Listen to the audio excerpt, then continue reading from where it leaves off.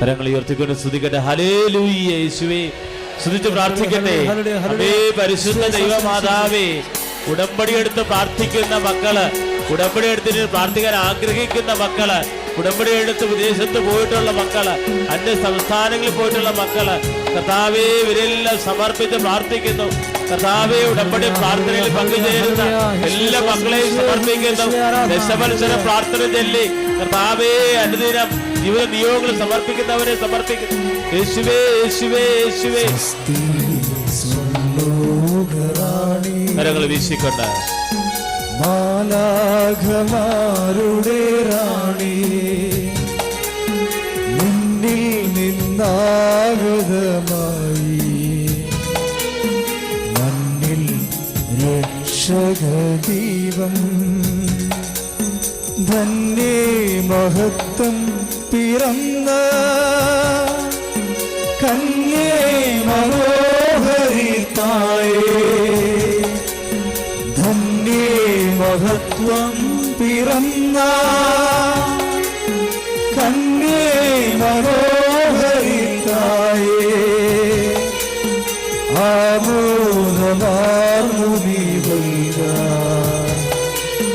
രക്ഷാ സുതത്തിനുറവ, എല്ലാവരും ആമോദമാർന്നു നീ വൈക രക്ഷാ പരമദേവകാരുണ്യത്തിന് നേരവും ആരാധനയും സ്തുതിയും പുകഴ്ചയും ഉണ്ടായിരിക്കട്ടെ. വളരെ ഹൃദ്യമായ നല്ല നല്ല സാക്ഷ്യങ്ങൾ നമ്മൾ കേട്ട് വിശ്വാസത്തിലും വിശുദ്ധിയിലും ദൈവസ്നേഹത്തിലും ഒക്കെ നമ്മൾ നിറഞ്ഞ് കർത്താവിൻ്റെ വചനം കേൾക്കാൻ വേണ്ടി പോവുകയാണ്. നിങ്ങളെനിക്ക് വേണ്ടി പ്രാർത്ഥിക്കണം. പ്രാർത്ഥിക്കുക. കർത്താവായ ദൈവമേ, അങ്ങയുടെ അഭിഷിക്തനിലൂടെ ഞങ്ങളുടെ പിതാക്കന്മാരോട് നീ സംസാരിച്ചതുപോലെ നിന്റെ അവകാശവും നിന്റെ ഓഹരിയും നിന്റെ വിശുദ്ധ രക്തം വിലയായി നൽകി വിലക്ക് വാങ്ങി വീണ്ടെടുത്ത അങ്ങയുടെ മക്കളുടെ മേലെ ഇപ്പോഴങ്ങ് സംസാരിക്കണമേ.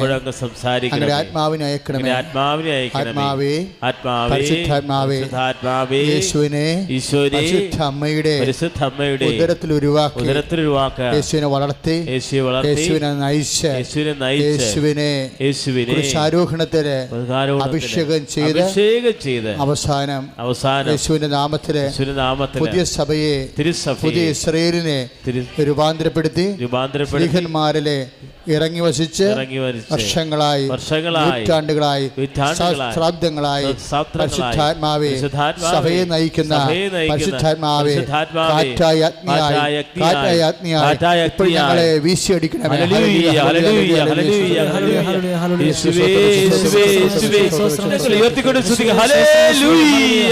കർത്താവായ ദൈവമേ, പരിശുദ്ധാത്മാവായ ദൈവമേ, അഭിഷേകമായി കർത്താവേ, കുളിർത്തന്നലായി കാറ്റായി കർത്താവേ, കുടുംബക്കൂട്ടായ്മയിൽ വന്നിരിക്കുന്ന ഓരോ മകന്റെയും മകളുടെ നിയോഗങ്ങളുടെ മേൽ, കുടുംബങ്ങളുടെ മേൽ നിറയണമേ. പരിശുദ്ധാത്മാവേ, പരിശുദ്ധാത്മാവേ, വരദാനത്തിൽ അഭിഷേകം കൊണ്ടെന്നെ നിറയ്ക്കണമേ. പരിശുദ്ധാത്മാവേ, പരിശുദ്ധാത്മാവേ, വരദാനത്തിൽ അഭിഷേകം കൊണ്ടെന്നെ നിറയ്ക്കണമേ. പരിശുദ്ധാത്മാവേ, പരിശുദ്ധാത്മാവേ, ലോകത്തിന്മേൽ വിജയം നേടാൻ ധീരതയേകണമേ. പരിശുദ്ധാത്മാവേ, പരിശുദ്ധാത്മാവേ, ലോകത്തിന്മേൽ വിജയം നേടാൻ ധീരതയേകണമേ. ജലപ്പരപ്പിൽ ചലിച്ചു നിന്നൊരു പരിശുദ്ധാത്മാവേ, ജനകോടികളിൽ ജ്വലിച്ചു നിന്നൊരു പരിശുദ്ധാത്മാവേ, ജലപ്പരപ്പിൽ ചലിച്ചു നിന്നൊരു പരിശുദ്ധാത്മാവേ, ജനകോടികളിൽ ജ്വലിച്ചു നിന്നൊരു പരിശുദ്ധാത്മാവേ. പരിശുദ്ധാത്മാവേ, പരിശുദ്ധാത്മാവേ, വരദാനത്തിൻ അഭിഷേകം കൊണ്ടെന്നെ നിറയ്ക്കണമേ. പരിശുദ്ധാത്മാവേ, പരിശുദ്ധാത്മാവേ, ലോകത്തിന്മേൽ വിജയം നേടാൻ ധീരതയേകണമേ. പരിശുദ്ധാത്മാവേ, പരിശുദ്ധാത്മാവേ, വരദാനത്തിൽ അഭിഷേകം കൊണ്ടെന്നെ നിറയ്ക്കണമേ. പരിശുദ്ധാത്മാവേ, പരിശുദ്ധാത്മാവേ ലോകത്തിന്മേൽ വിജയം നേടാൻ ധീരതയേകണമേ. പരിശുദ്ധാത്മാവേ പരിശുദ്ധാത്മാവേ വരദാനത്തിൽ അഭിഷേകം കൊണ്ട് എന്നെ നിറയ്ക്കണമേ. പരിശുദ്ധാത്മാവേ പരിശുദ്ധാത്മാവേ ലോകത്തിന്മേൽ വിജയം നേടാൻ ധീരതയേകണമേ. പരിശുദ്ധാത്മാവേ പരിശുദ്ധാത്മാവേ വരദാനത്തിൽ അഭിഷേകത്താൽ എന്നെ നിറയ്ക്കണമേ. പരിശുദ്ധ പരമദിവ്യകാരുണ്യത്തിന് ആരാധനയും സ്തുതിയും പരിശുദ്ധാത്മാവിൻ്റെ ഗാനം പാടുമ്പോൾ എന്താണ് പ്രത്യേകത എന്നറിയാവോ? മുന്നോട്ട് പ്രാർത്ഥിക്കാൻ ആവശ്യമായ എല്ലാ അനുധാരികളും നമ്മളിങ്ങനെ തളർന്ന് പല സങ്കടങ്ങൾ, രോഗങ്ങൾ, ഉറ്റവരുടെ മരണവും വേർപാട് ഒക്കെ സാമ്പത്തികമായ കടങ്ങളെ കൊണ്ട് കരഞ്ഞ് മുഖം കരഞ്ഞിരിക്കണ പോലെ ഹൃദയവും കരഞ്ഞ് മനസ്സും തണുത്തിരിക്കുന്ന ആൾക്കാരുണ്ട്. അവിടെയൊക്കെ എല്ലാം സ്പർശിക്കണത്, അവർക്ക് തിരിയും തീയും ആശയും ഒക്കെ കൊടുക്കുന്നത് പരിശുദ്ധാത്മാവാണ്. അപ്പം ആദ്യമേ തന്നെ പരിശുദ്ധാത്മാവിൻ്റെ അഭിഷേകം ഉണ്ടായാൽ നമ്മളെല്ലാം മറന്ന് ഈശോയുടെ കൃപയിൽ നിറയും. ഇപ്പോൾ ഈ സാക്ഷ്യങ്ങൾ കുറേ കേട്ടില്ലേ? എത്രയോ വലിയ ജീവ സാക്ഷ്യങ്ങളാണ് കേട്ടത്. അപ്പോൾ ഞാനെപ്പോഴും സാക്ഷ്യങ്ങൾ കേൾക്കുമ്പോൾ ശ്രദ്ധിക്കും. എന്തിനാണ് ശ്രദ്ധിക്കണം എന്നറിയാവോ? സാക്ഷ്യങ്ങൾ സന്തോഷിക്കാനല്ല ശ്രദ്ധിക്കണത്. ഞാൻ സാക്ഷ്യങ്ങൾ ശ്രദ്ധിക്കുന്നതിൻ്റെ കാരണം, ചിലപ്പോൾ സാക്ഷ്യങ്ങളിലൂടെ നിങ്ങളോട് സംസാരിക്കാൻ ചിലപ്പോൾ ഈശോ എന്നെ സഹായിക്കും. ഏതെങ്കിലും ഒരു സാക്ഷ്യം കേൾക്കുമ്പോൾ, എല്ലാ സാക്ഷ്യങ്ങളിലും എൻ്റെ കൃപയുണ്ടെങ്കിലും ചില സാക്ഷ്യങ്ങൾക്ക് പ്രബോധന, അതുപോലെ തന്നെ പ്രഘോഷണ ശക്തിയുണ്ട്. അപ്പോൾ ആ പ്രഘോഷണ ശക്തി, അതിൻ്റെ ആ അടയാളം, പ്രഘോഷണ അടയാളമുള്ള സാക്ഷ്യം ഏതാണെന്നാണ് ഞാൻ ശ്രദ്ധിക്കുന്നത്. അപ്പോൾ ഇന്നത്തെ സാക്ഷ്യങ്ങൾ എനിക്ക് ഏറ്റവും ഒരു പ്രബോധനാത്മകമായ ഒരു അഭിഷേകം കിട്ടിയത് കണ്ടെയ്നർ ലോറി കയറി ഇറങ്ങിയ സാക്ഷ്യമാണ്. അവർ സഹോദരൻ്റെ സാക്ഷി ഇവിടെ പറഞ്ഞില്ലേ, കണ്ടെയ്നർ ലോറി ഇറങ്ങി കാല് ചതഞ്ഞു പോയി, ട്രീറ്റ്മെൻ്റ് എല്ലാം കഴിഞ്ഞപ്പോഴും ഫിസിയോതെറാപ്പി ചെയ്തിട്ടും കൈകാലൊന്നും അനക്കമില്ലാതെ ഡെഡ് ബോഡി പോലെ കിടന്നെന്ന് പറഞ്ഞില്ലേ. അപ്പോൾ ആ സഹോദരിക്ക് ഇവിടെ ആലപ്പുഴ വരാൻ പേടിയായിരുന്നു, സ്ഥലം അറിയത്തില്ല ഇല്ലേ എന്ന് കുടിച്ച്. പക്ഷേ ഭർത്താവ് ആ കിടപ്പിലും പറഞ്ഞു, നീ കൃപാസനത്തിൽ പോയി പ്രാർത്ഥിക്കുകയാണെങ്കിൽ ഞാൻ എഴുന്നേറ്റ് വരുമെന്ന് ഇല്ലേ. അത് എനിക്ക് ഭയങ്കര ഇഷ്ടപ്പെട്ടു ആ മനുഷ്യനത് പറയണത്. അദ്ദേഹത്തിന് വരാനുള്ള ആവതില്ലെങ്കിലും നമുക്ക് ആപത്തില്ലെങ്കിലും വിശ്വാസം ഉണ്ടായാൽ മതി. കൈയടിച്ച് കിടത്താൻ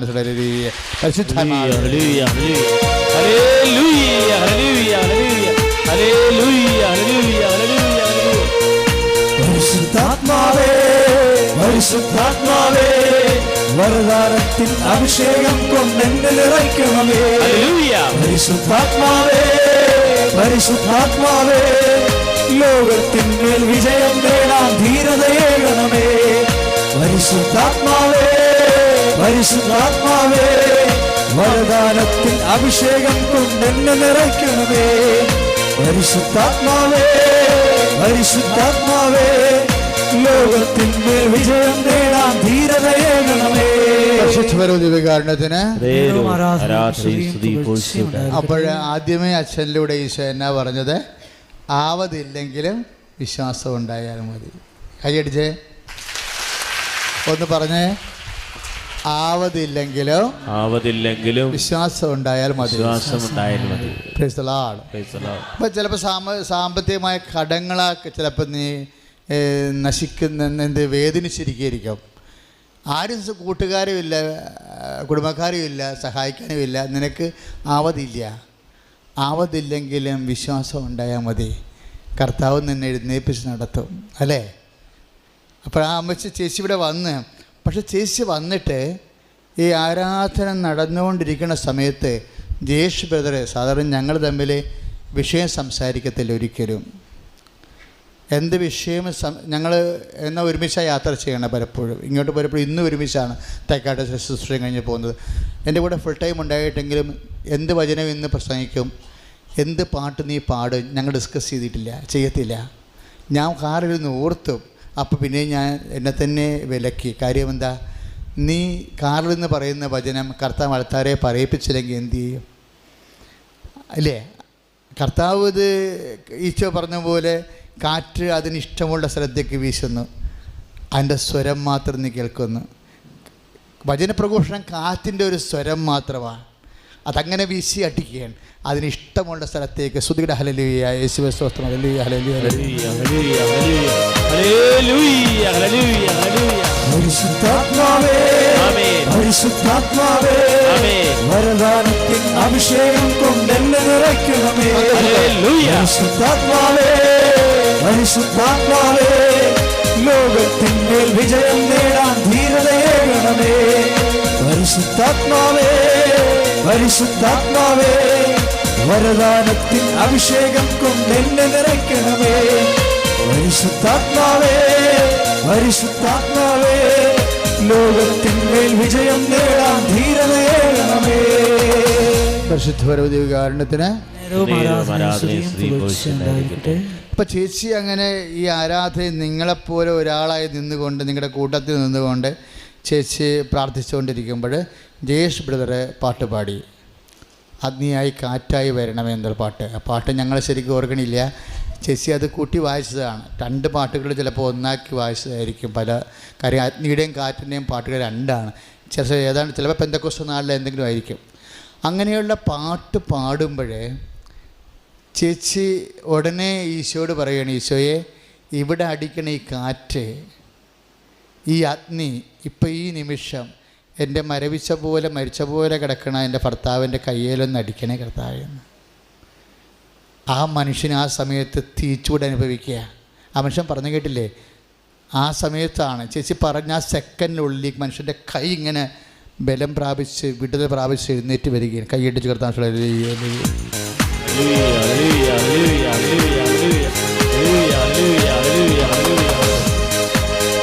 സന്തോഷത്തോടെ അഭിഷേകമേ അഭിഷേകമേ കാറ്റായി വീശണമേ. ഈ കാറ്റായി വീശണമേ. അഭിഷേകമേ അഭിഷേകമേ കാറ്റായി വീശണമേ. ഈ കാറ്റായി വീശണമേ. പരിശുദ്ധ പരമദിവ്യകാരുണ്യത്തിന് ആരാധനയും സ്തുതിയും പൊഴിച്ചുണ്ടായിരിക്കട്ടെ. അപ്പോൾ എൻ്റെ മുറിയിരുന്ന് ഞാൻ ഓർക്കുകയായിരുന്നേ, ചേച്ചിയോട് ചേച്ചി ആദ്യമായി ഇങ്ങനെ പ്രാർത്ഥനാപരമായ കാര്യങ്ങളൊക്കെ ആദ്യമായിട്ട് ചിലപ്പോൾ ഇങ്ങനെ ഒരു വിഷയം ഉണ്ടായപ്പോഴങ്ങനെ സഭാ കൂട്ടായ്മ വന്നതാണ്. പക്ഷേ ചേച്ചിയോട് മകളെ ഇപ്പം നീ പാട്ട് പാടി, ഈ പാട്ട് പാടുമ്പോൾ ഈ കാറ്റും അഗ്നിയും ഇവിടെ അടിക്കണത് നിൻ്റെ ഭർത്താവിൻ്റെ മൃതശരീരം പോലെ കിടക്കണ അനങ്ങാത്ത ശരീരത്തിൽ അടിക്കണമെന്ന് ചേച്ചിയോട് ആരായിരിക്കും പറഞ്ഞു കൊടുത്തിട്ടുള്ളത്? ആരായിരിക്കും? പരിശുദ്ധാത്മാവ്. Price the Lord. അതാണ് വിഷയം. അതായത് അതൊരു വചനമാണ്. ഏത് വചനമാണത്? യോഹന്നാൻ 14:26 വചനമാണ്. എന്താണ്? പരിശുദ്ധാത്മാവ് വരുമ്പോൾ നിന്നെ എല്ലാ കാര്യങ്ങളും പഠിപ്പിക്കും. ഒന്ന് പറഞ്ഞേ. പരിശുദ്ധാത്മാവ് വന്നു കഴിയുമ്പോൾ നിങ്ങൾ എല്ലാ കാര്യങ്ങളും പഠിപ്പിക്കും. പരിശുദ്ധാത്മാവ് വരുമ്പോൾ നിന്നെ എല്ലാ കാര്യങ്ങളും പഠിപ്പിക്കാം. പരിശുദ്ധാത്മാവ് വന്നു കഴിയുമ്പോൾ നിങ്ങൾ എല്ലാ കാര്യവും പഠിപ്പിക്കും. പരിശുദ്ധാത്മാവ് വരുമ്പോൾ ഞാൻ പഠിപ്പിച്ചതെല്ലാം നിന്നെ അനുസ്മരിപ്പിക്കാം. പരിശുദ്ധാത്മാവ് വന്നു കഴിയുമ്പോൾ ഞാൻ പഠിപ്പിച്ചിട്ടുള്ളതെല്ലാം നിന്നെ അനുസ്മരിപ്പിക്കും. പരിശുദ്ധാത്മാവ് വരുമ്പോൾ ഞാൻ പഠിപ്പിച്ചിട്ടുള്ളതെല്ലാം നിന്നെ അനുസ്മരിപ്പിക്കാം. പരിശുദ്ധാത്മാവ് വന്നു കഴിയുമ്പോൾ ഞാൻ പഠിപ്പിച്ചിട്ടുള്ളതെല്ലാം നിങ്ങളെ ആത്മാവേ പരിശുദ്ധാത്മാവേ. ആത്മാവേ പരിശുദ്ധാത്മാവേ. ഞങ്ങൾ നൂറുകണക്കിന് മക്കള് കണ്ണീരോടെ ഒരേ ഹൃദയത്തില് പ്രാർത്ഥിക്കുകയാണ്. ഞങ്ങളുടെ കുടുംബത്തില് ഞങ്ങളുടെ പ്രാർത്ഥനാ സഹായം ആഗ്രഹിക്കുന്ന ഓരോ കുടുംബത്തിലും മൃതമായി മരവിച്ചിരിക്കുന്ന ഓരോ കാര്യങ്ങളും ഓരോ ജീവിതങ്ങളും ഓരോ ശരീരവും ഇപ്പോഴേ ശക്തി പ്രാപിക്കട്ടെ, ജീവൻ പ്രാപിക്കട്ടെ. Hallelujah, hallelujah, hallelujah. ഓ അഗ്നിയഭിഷേകമേ, ഓ അഗ്നിയഭിഷേകമേ, കാറ്റായി വീശണമേ, കാറ്റായി വീശണമേ. ഓ അഗ്നിയഭിഷേകമേ, ഓ അഗ്നിയഭിഷേകമേ. വീശണമേ, നീ കാറ്റായി വീശണമേ. അപ്പോൾ ആ ചേച്ചിക്ക് ഈ പ്രാർത്ഥന നിൽക്കുമ്പോൾ ആ ചേച്ചിയെ പോലെ നിങ്ങൾ ഓരോരുത്തർക്കും നിങ്ങൾ നയിക്കുന്ന ആരായിരിക്കും? പരിശുദ്ധാത്മാവായിരിക്കും. ആ ഒരു വാക്ക് ചേച്ചി ആ സമയത്ത് പറയാതിരുന്നെങ്കിൽ തീർച്ചയായിട്ടും ആ ചേട്ടൻ ഇന്നും അതുപോലെ തന്നെ കിടന്നേനെ ആ ചേച്ചി. പക്ഷെ ആ ചേച്ചിയോട് പരിശുദ്ധാത്മാവ് ആ സമയത്ത് പഠിപ്പിച്ചു കൊടുത്തില്ലായിരുന്നെങ്കിൽ ഈ യോഹന്നാൻ 14:26 അനുസരിച്ച് കൊണ്ട് പരിശുദ്ധാത്മാവ് ആ ചേച്ചി ആ സഹോദരിക്ക് പഠിപ്പിച്ചു കൊടുത്തില്ലായിരുന്നെങ്കിൽ, പരിശുദ്ധാത്മാവ് ഓർപ്പിച്ചു കൊടുത്തില്ലായിരുന്നെങ്കിൽ ആ ചേട്ടൻ ഇന്നും അതുപോലെ തന്നെ കിടക്കും. അപ്പോൾ എഴുന്നേറ്റ് വരിക എന്നുള്ളത്, ജീവനിലേക്ക് പ്രവേശിക്കുക എന്നുള്ളത് ഒരു പഠിപ്പിക്കലാണ്, ദൈവത്തിൻ്റെ ഒരു ഓർമ്മപ്പെടുത്തലാണ്. കൈ അടിച്ചു കർത്താൻ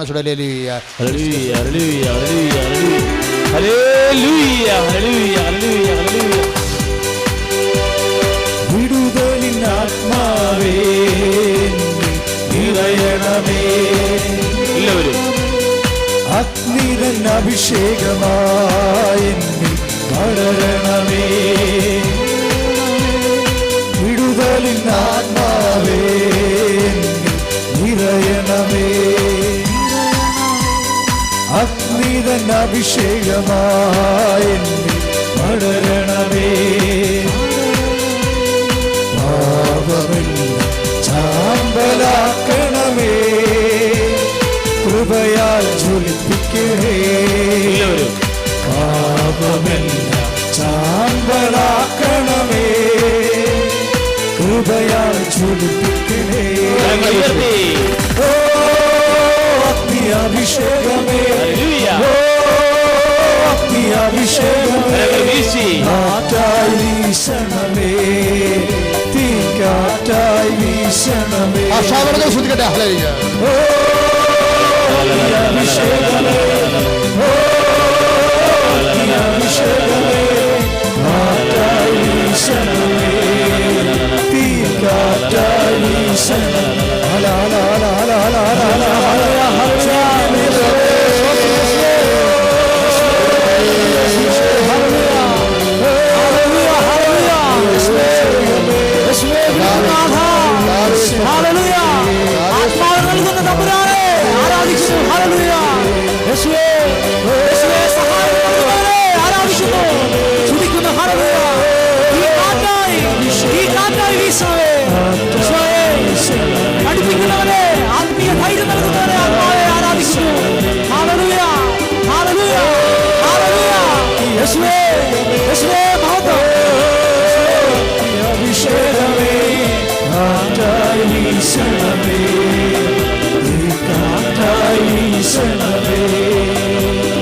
പരിശുദ്ധപരമദിവ്യകാരുണ്യത്തിന് നേരവും ആരാധനയും സ്തുതിയും പുകഴ്ചയും ഉണ്ടായിരിക്കട്ടെ. നാം വീണ്ടും ആ വിഷയത്തെക്കുറിച്ച് വീണ്ടും ഒന്നുകൂടി ധ്യാനിക്കുക. അതായത് ആ സമയത്ത് പഠിപ്പിക്കണമെങ്കിൽ, ചേച്ചി അത് അനുസ്മരിപ്പിക്കണമെന്നുണ്ടെങ്കിൽ, ചേച്ചി കർത്താവിൻ്റെ വചനത്തെ പറഞ്ഞിരിക്കുന്ന പോലെ നമ്മളും ആ സഹോദരിയും നമ്മളും പരിശുദ്ധാത്മാവിനാൽ നയിക്കപ്പെടണം. ബൈബിൾ ഉപയോഗിക്കുന്ന ഏറ്റവും നല്ല ഒരു അനുഗ്രഹ മാർഗമാണ്. എന്താണ്? പരിശുദ്ധാത്മാവിനാൽ നയിക്കപ്പെടുക. പരിശുദ്ധാത്മാവിനാൽ നയിക്കപ്പെടുന്നവരെ ദൈവവചനം വിളിക്കുന്ന ഒരു പേരുണ്ട്. ബട്ട് ദാറ്റ് എന്താണത്? പരിശുദ്ധാത്മാവിനാൽ ഇതുപോലെ, ഇതാണ് പരിശുദ്ധാത്മാവ് നയിക്കപ്പെടുക എന്നർത്ഥം. ആ സെക്കൻഡിനുള്ളിൽ പരിശുദ്ധാത്മാവ് പറയുകയാണ്, മകളെ ഇപ്പോഴും ഒരു പണിയുണ്ട്, ഇപ്പോഴും എന്നെ നീ വിശ്വാസത്തോടെ നിൻ്റെ ഭർത്താവിൻ്റെ കൈകളിലേക്ക് എന്നെ നീ വിശ്വാസത്തോടെ ഈ നിമിഷം ഇവിടെ നിന്ന് ഓർത്താൽ മതി, ആ മനുഷ്യൻ ഇപ്പോൾ സുഖം പ്രാപിക്കും. അതാണ് പരിശുദ്ധാത്മാവ് നയിക്കപ്പെടുക. ഇങ്ങനെ നമ്മളെല്ലാവരും പരിശുദ്ധാത്മാവ് നയിക്കപ്പെടുന്നവരാണ്. ഒന്ന് ശ്രദ്ധിച്ചാൽ മാത്രം മതി. നിങ്ങളെല്ലാം പരിശുദ്ധാത്മാവ് നയിക്കപ്പെടുന്നവരാണ്. നിങ്ങളൊന്ന് പരിശുദ്ധാത്മാവിനാൽ നിങ്ങൾ നയിക്കപ്പെടുന്നു എന്നുള്ളത് നിങ്ങൾ ബോധ്യപ്പെടാൻ വേണ്ടിയാണ് അച്ഛൻ്റെ ഈശോ ഇങ്ങനൊരു അനുസ്മരണം നൽകണത്. പരിശുദ്ധാത്മാവിനെ നയിക്കപ്പെടുന്നവരെ ദൈവത്തിൻ്റെ വചനം വിളിക്കണ ഒരു പേരുണ്ട്. എന്നാ പേരാതെ? പറഞ്ഞോളൂ, സത്യം പറ. ദൈവ പൈതൽ. പറഞ്ഞേ. അതാണ് റോമ 8:14. റോമ 8:14 ഒന്ന് പറഞ്ഞേ. എന്തിനാണെന്നറിയാവോ? ഇത് വീട്ടിൽ പോയി വായിക്കാൻ വേണ്ടിയാണ്. റോമ 8:14.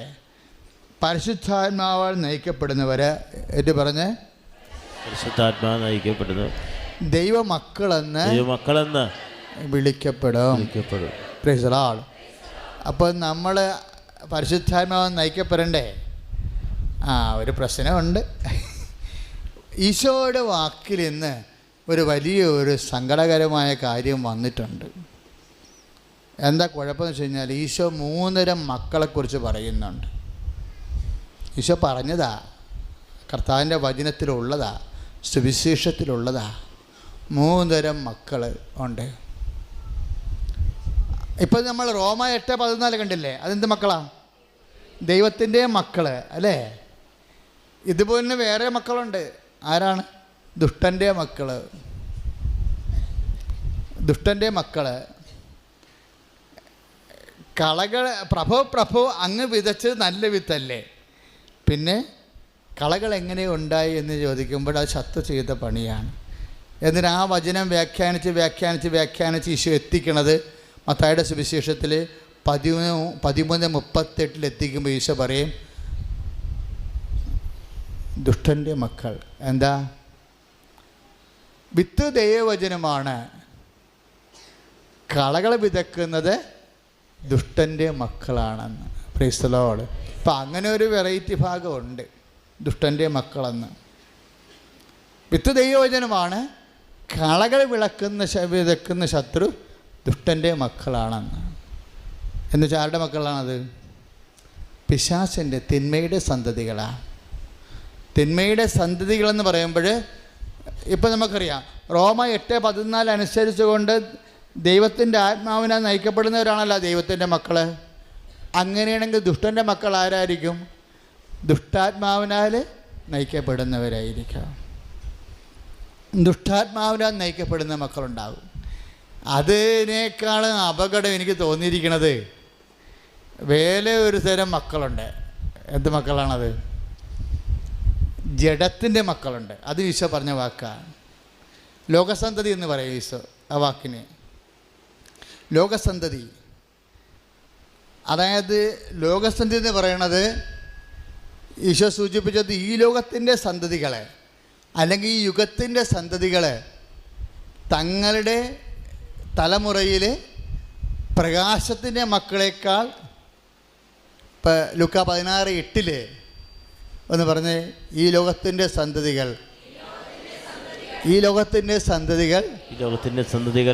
ഈ തലമുറയിലെ പ്രകാശത്തിൻ്റെ മക്കളേക്കാൾ ബുദ്ധിയുള്ളവരാണ്. അപ്പോൾ ഈ ലോകത്തിൻ്റെ സന്തതികൾ അങ്ങനെ ഒരു സംഭവമുണ്ട്. അതിന് യോഹന്നാനൊക്കെ വിളിക്കണ ജഡത്തിൻ്റെ സന്തതി എന്നാ. എന്താ ഞാനിങ്ങനെ പറയാൻ കാരണം എന്നറിയാമോ? ഈ ദൈവാത്മാവ് പ്രവർത്തിക്കണമെന്നുണ്ടെങ്കിൽ മറ്റ് 2 ആത്മാക്കളും ഉണ്ടെങ്കിൽ നമ്മളതിനെ വിവേചിച്ച് മനസ്സിലാക്കണം. 1 തെസ്സലോനിക്കർ 4:3 എന്താ പറയണത്? 1 തെസ്സലോനിക്കർ 4:3 ഇതാണ് ദൈവത്തിൻ്റെ ഇഷ്ടം, നിങ്ങളുടെ വിശുദ്ധീകരണം എന്ന് പറഞ്ഞേ. ഇഷ്ടം നിങ്ങളുടെ വിശുദ്ധീകരണം. ഒന്നുകൂടി പറഞ്ഞേ. ഇതാണ് ദൈവത്തിൻ്റെ ഇഷ്ടം, നിങ്ങളുടെ വിശുദ്ധീകരണം. അപ്പോൾ 1 തെസ്സലോനിക്കർ 4:3 ലേഖനം ഇതാണ് ദൈവത്തിൻ്റെ ഇഷ്ടം, നിങ്ങളുടെ വിശുദ്ധീകരണം എന്ന് പറയുമ്പോൾ ദൈവത്തിൻ്റെ ഇഷ്ടമാണ് എന്ത്? ലോകാരൂപിയെ പുറത്താക്കുക എന്നുള്ളത് അല്ലേ? വിശുദ്ധീകരണമല്ലേ ദൈവത്തിൻ്റെ ഇഷ്ടം? ഇതാണ് ദൈവത്തിൻ്റെ ഇഷ്ടം. 1 തെസ്സലോനിക്കർ 4:3 ഇതാണ് ദൈവത്തിൻ്റെ ഇഷ്ടം, നിങ്ങളുടെ വിശുദ്ധീകരണം എന്ന് പറയുമ്പോൾ അതിൽ ഇപ്സഫാത്തോ അത് അണ്ടർലൈൻ ചെയ്തിരിക്കുന്ന അതിനകത്തിരിക്കുന്ന സംഭവമാണ് ദുഷ്ടാരൂപിയെ പുറത്താക്കുക. ഇതിങ്ങനെ വചനം കേട്ട് വരുമ്പോഴാണ് ദുഷ്ടാരൂപി പുറത്താകണത്. വചനം കേട്ടാൽ പറ്റത്തില്ല, അത് നമ്മൾ ഇംപ്ലിമെൻ്റ് ചെയ്യുമ്പോഴാണ്. യോഹന്നാൻ 15:3 നമ്മൾ വായിക്കണില്ലേ? ഞാൻ നിങ്ങളോട് പറഞ്ഞിട്ടുള്ള വചനങ്ങൾ നിമിത്തം നിങ്ങൾ വിശുദ്ധിയുള്ളവരായിരിക്കുന്നു എന്ന് പറഞ്ഞേ. വചനത്തിന് നിമിത്തം നിങ്ങൾ വിശുദ്ധിയുള്ളവരായിരിക്കുന്നു. അപ്പോൾ വചനം കേൾക്കുമ്പോൾ വിശുദ്ധി ഉണ്ടാകത്തില്ലേ? അതെങ്ങനെ ഉണ്ടാകണ വിശുദ്ധിയാണ്? വചനം കേട്ട് കഴിയുമ്പോൾ ദൈവാരൂപി എങ്ങനെയാണ് ദൈവത്തിൻ്റെ മക്കളാകണത് മനസ്സിലാകും. വചനം കേട്ട് കഴിയുമ്പോൾ ദുഷ്ടാരൂപി എന്താണ്, ഇപ്പോൾ ഇതിനൊരു ദുഷ്ടാരൂപി ഉണ്ടോ എന്ന് മനസ്സിലാകും. വചനം കേട്ട് കഴിയുമ്പോൾ ലോകാരൂപി എന്താണ്, ഇതിന് ലോകാരൂപി ഉണ്ടോ എന്ന് മനസ്സിലാകും. അപ്പോൾ ലോകാരൂപി ഉണ്ടോ എന്ന് മനസ്സിലാക്കി കഴിഞ്ഞാൽ അവിടെ ഇരിക്കട്ടെന്ന് പറയുമോ? എന്തിനാണ്? ദൈവാത്മാവ് നയിക്കപ്പെടാൻ വേണ്ടി ലോകാരൂപിയെ നമ്മൾ പുറത്ത് കളയേണ്ടി വരും. അപ്പോൾ അങ്ങനെ വിശുദ്ധീകരണം ഉണ്ടാകണത്. അല്ലാതെ മൈക്ക് വെച്ച് പ്രസംഗിച്ചാൽ വിശുദ്ധീകരണം ഉണ്ടാകത്തില്ല. തീരുമാനം എടുക്കേണ്ടി വരുമോ? ഒരു തീരുമാനം എടുക്കേണ്ടി വരുമോ? എന്നെ ദുഷ്ടാരൂപി. ഇപ്പം ഒരു ചേച്ചി വന്ന് പ്രാർത്ഥിച്ച, എന്താ ചേച്ചിയുടെ പ്രാർത്ഥന? ഞാൻ ഈ ദിവസങ്ങളിലൊക്കെ പല സ്ഥലങ്ങളിലും പറഞ്ഞിട്ടുള്ള എന്നെ വളരെ കാതലായ രീതിയിൽ സ്പർശിച്ച ഒരു കൊച്ചു കാര്യം, വലിയ കാര്യമല്ല, പക്ഷേ ഇതിൻ്റെ ഒരു കാര്യമുണ്ട്. നമ്മളെ സഹായിക്കുമെന്ന് ഒരു ചേച്ചിക്ക് ഒരു സ്ഥലം വേണം. അതായത് അവരുടെ വീടിൻ്റെ തെക്ക് വശത്തുള്ള സ്ഥലം വിൽക്കാൻ പോവുകയാണ്. അവരുടെ വീടിൻ്റെ തെക്ക് വശത്തുള്ള സ്ഥലം വിൽക്കാൻ പോവുകയാണ്. അപ്പോൾ നിങ്ങളുടെയൊക്കെ വീടിൻ്റെ അടുത്തൊക്കെ സ്ഥലം ഉണ്ടെങ്കിൽ എങ്ങനെയെങ്കിലും എടുക്കാൻ നോക്കുമല്ലോ, 2 സെൻറ്റ്. അപ്പോൾ ഭർത്താവിനോട് പറഞ്ഞു വിടൂ, ആ സ്ഥലം എടുക്കണം കേട്ടോ. അപ്പോൾ എന്താണ് അവിടെ എടുക്കാൻ കാര്യം? അത് എനിക്കടി കാശില്ല പൊടി, അല്ല അത് ഈ കെട്ടുതാലി കൊണ്ട് പണയം വെച്ചാൽ ശരി, ആ സ്ഥലം എടുക്കണം. അല്ലെങ്കിൽ വല്ലവരും വന്ന് ഇവിടെ താമസിച്ചാൽ പിന്നെ നമുക്ക് ഉള്ള സൗകര്യം പോകും. നമ്മൾ പെൺകുഞ്ഞുങ്ങളൊക്കെ വലുതായി വരികയാണ്, എന്ത് ജാതിയാണ് വരാൻ പോണെന്ന് എങ്ങനെ അറിയാൻ പറ്റും? കറക്റ്റല്ലേ സംഭവം? അതിനകത്ത് വല്ല കുഴപ്പമുണ്ടോ? ഇല്ല. അപ്പോൾ ഭർത്താവിനും മനസ്സിലായി, ശരി 2 പെൺകുഞ്ഞുങ്ങളാണ് വലുതായി വരണത്, വല്ല കട്ടമാക്കാനും വന്ന് താമസിച്ച് കഴിഞ്ഞാൽ കുഴപ്പത്തിലാകത്തില്ലേ? പിന്നെ ഉള്ള സമാധാനം പോവും. നമ്മൾ ആരെ ഏൽപ്പിച്ചുകൊണ്ട് ഇപ്പോൾ ഒരു സമാധാനം ഇവിടെ ജീവിക്കുന്നുണ്ട്. അപ്പം അതുകൊണ്ട് എന്തായാലും ശരി, കിഡ്നി വിറ്റാലും ശരി നമുക്ക് ആ സ്ഥലം എടുത്തേ മതിയാത്തുള്ളെന്ന് പറഞ്ഞു. അപ്പോൾ പക്ഷേ ഇത് കൊണ്ടൊന്ന് ഉടമ്പടി വെച്ചിട്ട് ഉടമ്പടി അങ്ങോട്ട് പെട്ടെന്ന് അക്സെപ്റ്റ് ചെയ്യിക്കുക. അതാണ് കൗൺസിലിംഗ് വരണത്. ഉടമ്പടി കഴിഞ്ഞിട്ട് ഉടമ്പടി കഴിയുമ്പോൾ മിക്കവാറും എല്ലാ കാര്യത്തിലും അമ്മ നിൽക്കണ കാരണം പെടപെടാന്ന് തീരുമാനമാകും. പക്ഷേ അതല്ല, ചില കാര്യങ്ങൾ ഇങ്ങനെ കടിച്ചു നിൽക്കണ കാണാം. അപ്പോൾ പറയും, അച്ഛാ എന്താണ് അച്ഛാ ആ സ്ഥലം എടുക്കാൻ പറ്റാത്തതെന്ന് അറിയത്തില്ലല്ല എന്ന് പറയും. അപ്പം ശരി, നിങ്ങളെ പ്രോപ്പർ ചാനൽ വാ, പ്രാർത്ഥനയെല്ലാം കഴിയട്ടെ, ഈശോ സംസാരിക്കാൻ നോക്കട്ടെ. അപ്പോൾ നിങ്ങൾ പ്രോപ്പർ ചാനൽ വരും, പ്രേക്ഷിത വേലയും ചെയ്ത് പ്രാർത്ഥനയും കൂടി സമയവും എടുത്ത് രജിസ്റ്റേർഡ് കൗൺസിലിംഗ് വരും. വന്നിരിക്കുമ്പോൾ അവർ ഇന്ന് ജപമാല ചെല്ലിക്കണമല്ലോ. നമ്മൾ സ്ഥലത്തിൻ്റെ കാര്യത്തിൽ അപ്പോൾ ആ സ്ഥലം വെച്ചാൽ എടുക്കാൻ പറ്റുമോ? എങ്ങനെയാണെന്ന് വെച്ചാൽ ആ സ്ഥലം എടുത്താൽ ശരിയാകുക? ഞാൻ സ്ഥലത്തിന് കുഴപ്പമൊന്നുമില്ല, നിനക്കിത്തിരി കുഴപ്പമുണ്ട്. എന്താ കാര്യം? ഇവിടെ മനസ്സിൽ ഇവരുടെ പുറത്ത് പറഞ്ഞിരിക്കണം എന്താണ്? കിഡ്നി വിറ്റാൻ സ്ഥലം എടുക്കണം, ഇല്ലെന്നുണ്ടെങ്കിൽ കണ്ടവൻ വന്ന് താമസിക്കും, നമ്മുടെ കുഞ്ഞുങ്ങൾക്ക് അവിടെ സമാധാനം ജീവിക്കാൻ പറ്റത്തില്ല. ഇത് തന്നെയാണ് ഉടമ്പടിക്ക് ദൈവത്തോട് പറയുമ്പോഴും ദൈവത്തിൻ്റെ ഒരു കുഴപ്പമുണ്ട്. അതായത് ദൈവം ഈ സംഭവം ആത്മാവിലാണ് വിവേചിക്കുന്നത്, ജഡത്തിലല്ല, ബുദ്ധിയിലല്ല വിവേചിക്കുന്നത്.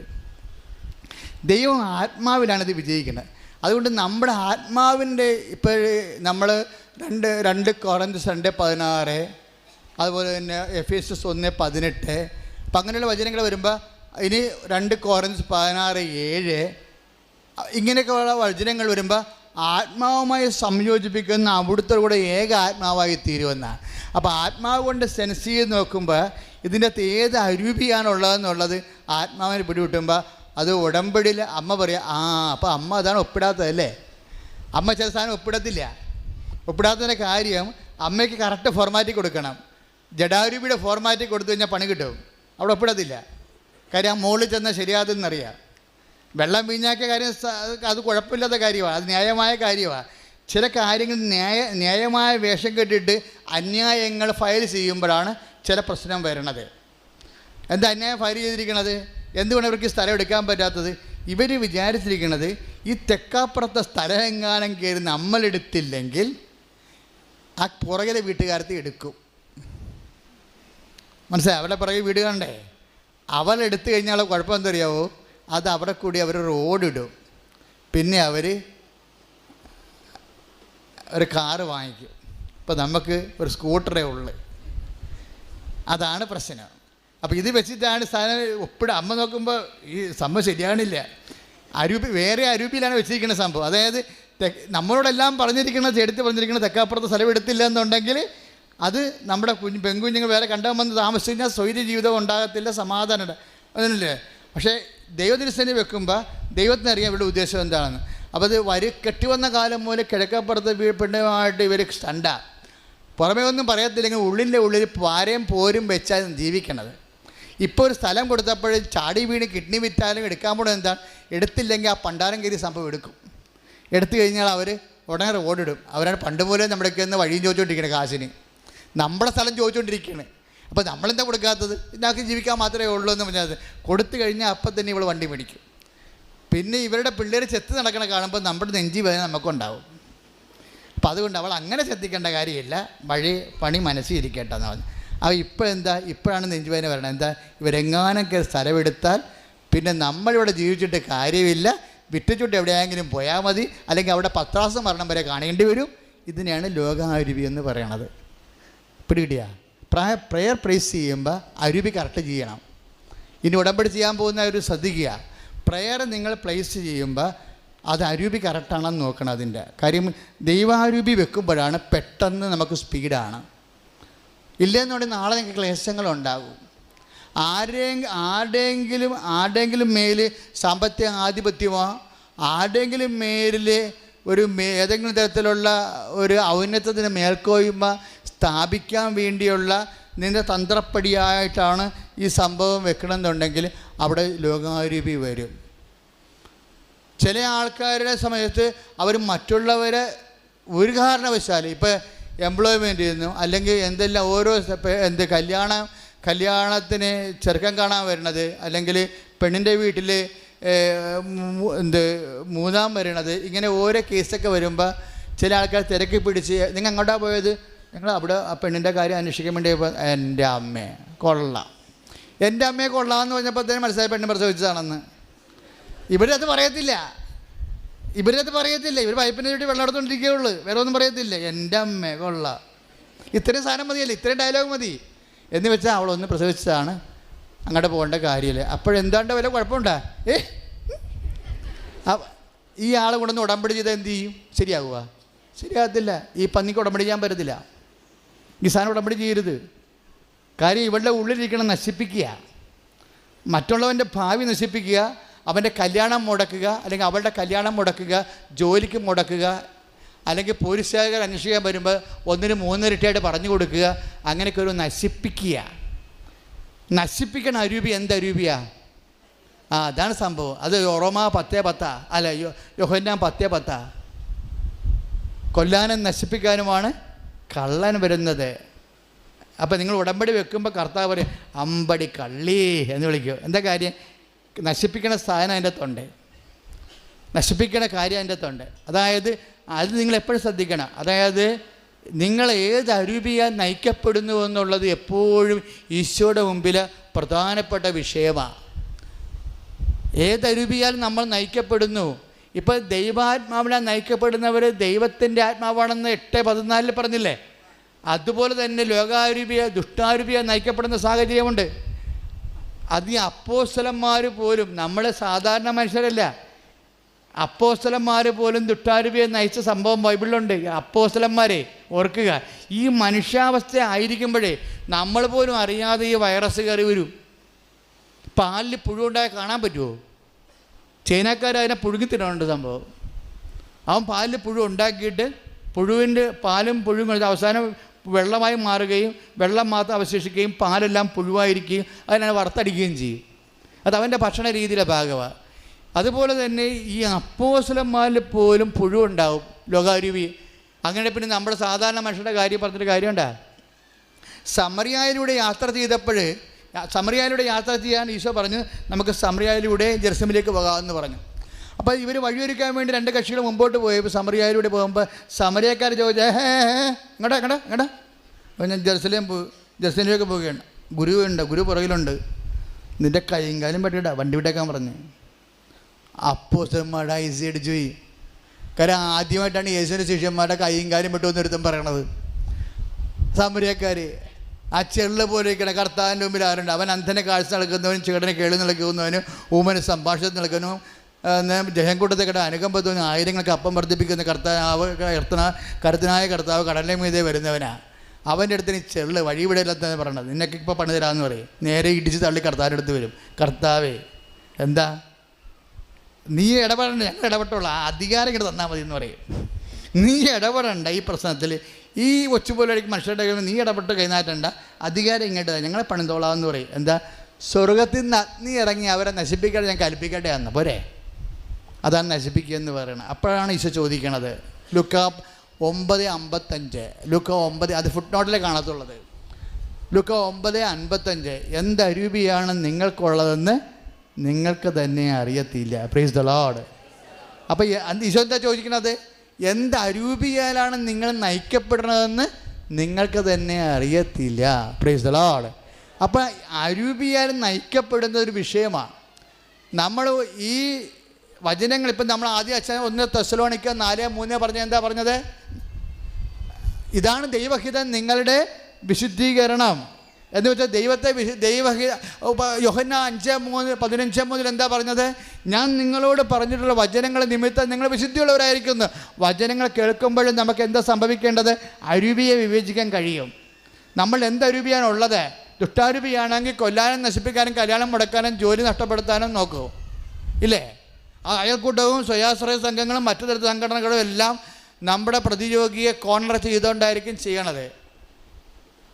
ഇത് നിങ്ങളെല്ലാം ഇങ്ങനെ ചെയ്യണവരെല്ലാം ഭീരുക്കളാണ്. ശരിക്കും നമ്മൾ ഭീരുത്വത്തിൻ്റെ ആത്മാവിനെ അല്ല സ്വീകരിച്ചതെന്ന് പൗലോസ് പറഞ്ഞ ഇത് ഈ അർത്ഥത്തിലാണ്. നിങ്ങൾ പാര വെക്കുകയും സൂചി വെക്കുകയും മറ്റുള്ളവർക്കെതിരെ ഗ്രൂപ്പ് ഉണ്ടാക്കുകയും ചെയ്യുമ്പോൾ നിങ്ങൾ ഭീരുക്കളായി മാറുകയാണ്.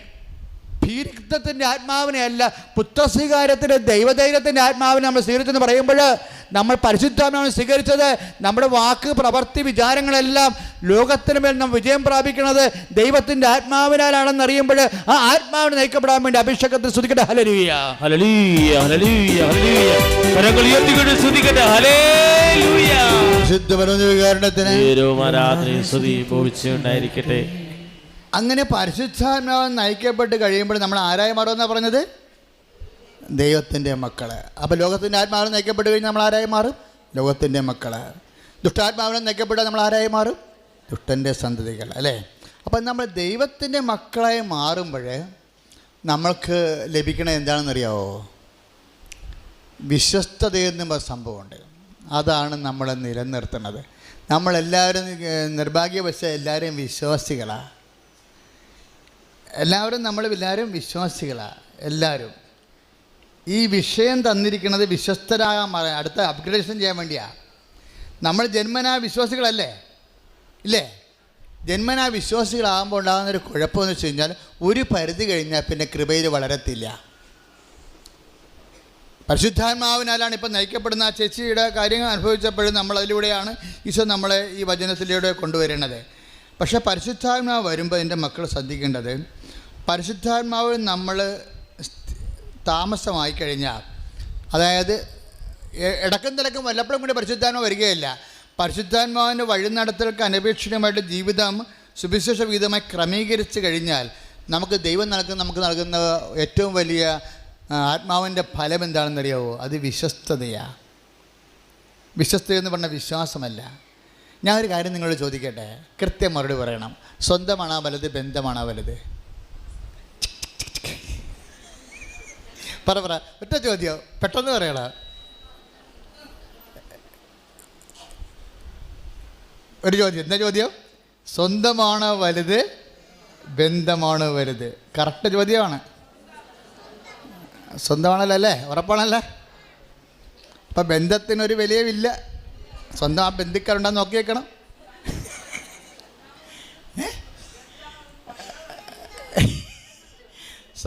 അതായത് ഈ ദിവസങ്ങളിലൊക്കെ എൻ്റെ മനസ്സിൽ വല്ലാതെ എന്നെ പരിശുദ്ധാത്മാവ് ഹോണ്ട് ചെയ്ത ഒരു വിഷയമാണ് സ്വന്തവും ബന്ധവും. ബൈബിൾ ഉപയോഗിക്കുന്ന വാക്കാണ്. അതായത് ബൈബിൾ ഉപയോഗിക്കുന്നത് യേശുക്രിസ്തുവിൻ്റെ സ്വന്തവും സ്വന്തമാകാൻ വിളിക്കപ്പെട്ടവരും. ഒന്ന് പറഞ്ഞേ. സ്വന്തവും സ്വന്തമാകാൻ വിളിക്കപ്പെട്ടവരും. അപ്പോൾ എല്ലാ വിശ്വാസികളെയുമാണ് അങ്ങനെ പറയണത്. മനസ്സിലായില്ലേ? എല്ലാ വിശ്വാസികളും പൊതുവായി പറയുന്നത് എന്താണ്? സ്വന്തമെന്നാണ് പറയണത്. അപ്പോൾ ഞാൻ ചോദിച്ച ചോദ്യം എന്നാ, സ്വന്തമാണോ വലുത്, ബന്ധമാണോ വലുത് എന്നല്ലേ ചോദിച്ചത്, അല്ലേ? ഇപ്പോൾ ഒരു വിഷയം വരണമെന്ന് വെച്ച് കഴിഞ്ഞാൽ, സ്വന്തമാകുന്ന ആൾക്കാർ പിന്നെ വളരണ ആത്മീയ നിലവാരമാണ് ബന്ധം. ഈ സ്വന്തപ്പെട്ടവരെ സംബന്ധിച്ചിടത്തോളം ഉണ്ടാകുന്നത് വിശ്വാസമാണ്. സ്വന്തപ്പെട്ടവരെ സംബന്ധിച്ചിടത്തോളം ഉണ്ടാകുന്നത് എന്താണ്? വിശ്വാസം. അതാണ് റോമ 1:6. യേശുക്രിസ്തുവിൻ്റെ വിശ്വാസികൾ, യേശുക്രിസ്തു സ്വന്തമാകാൻ വിളിക്കപ്പെട്ടവർ. പക്ഷെ സ്വന്തമാകുന്ന എല്ലാവർക്കും ബന്ധമുണ്ടാകണം നിർബന്ധമുണ്ടോ? It's a question.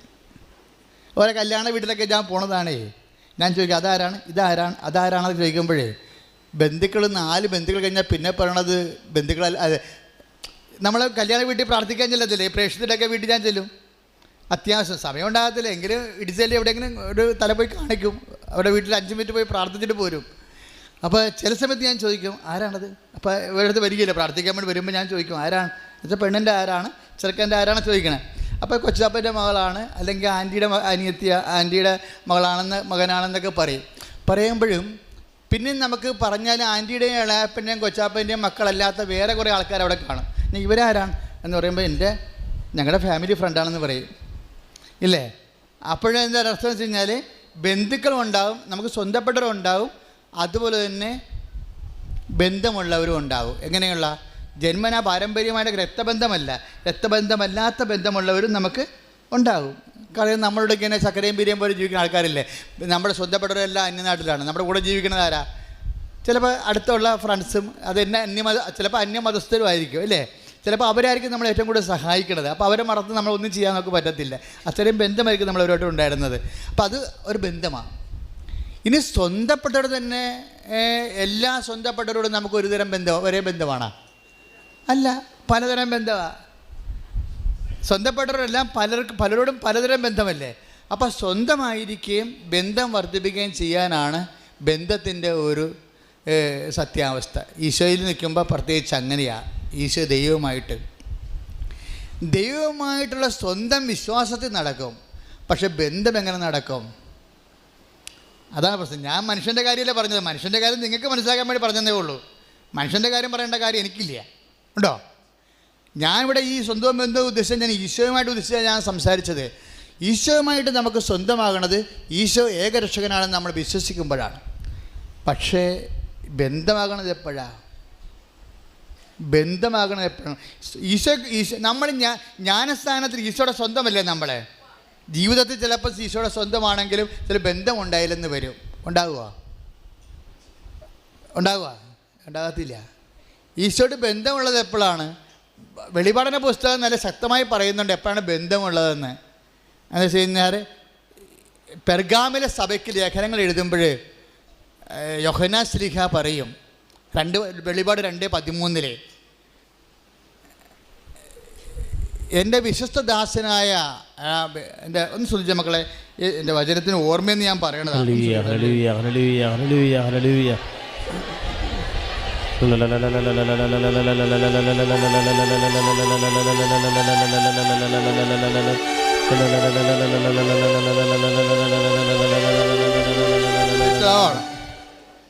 പെർഗാമിലെ സഭയ്ക്ക് എഴുതുന്ന വെളിപാടുകളാണ്. എൻ്റെ വിശ്വസ്ത സാക്ഷിയായ അന്തിപ്പാസ് വധിക്കപ്പെട്ട നാളുകളിൽ പോലും എന്നിലുള്ള നിൻ്റെ വിശ്വാസം നീ കൈവിട്ടില്ല. Praise the lord, hallelujah. എൻ്റെ വിശ്വസ്ത ദാസനായ അന്തിപ്പാസ് വധിക്കപ്പെട്ട അതേ കൊടിയ പീഡനങ്ങളുടെ കാലത്ത് കൈവിടുന്ന വിശ്വാസമുണ്ട്, കൈവിടാത്ത വിശ്വാസമുണ്ട്. വെളിപാടിന പുസ്തകം എന്താ പറയണത്? എൻ്റെ വിശ്വസ്ത ദാസനായ അന്തിപ്പാസ് കൊല ചെയ്യപ്പെട്ട കാലങ്ങളിൽ പോലും നിനക്ക് എന്നോടുണ്ടായിരുന്ന വിശ്വാസം നീ കൈവിട്ടില്ല. അതിൻ്റെ അർത്ഥം എന്താണ്? കൈവിടുന്ന വിശ്വാസമുണ്ട്, കൈവിടാത്ത വിശ്വാസമുണ്ട്. കൈവിടുന്ന വിശ്വാസത്തിൽ, സാധാരണ വിശ്വാസത്തിൽ ചിലപ്പോൾ നമ്മൾ സ്വന്തമാകും. പക്ഷെ ബന്ധമെന്ന് പറയുന്നത് കൈവിടാത്ത വിശ്വാസമാണ്. കൈവിടാത്ത വിശ്വാസത്തിൻ്റെ പേരുണ്ട്. എന്താണത്? വിശ്വസ്തത. കൈയടിച്ച് കർത്താൻ.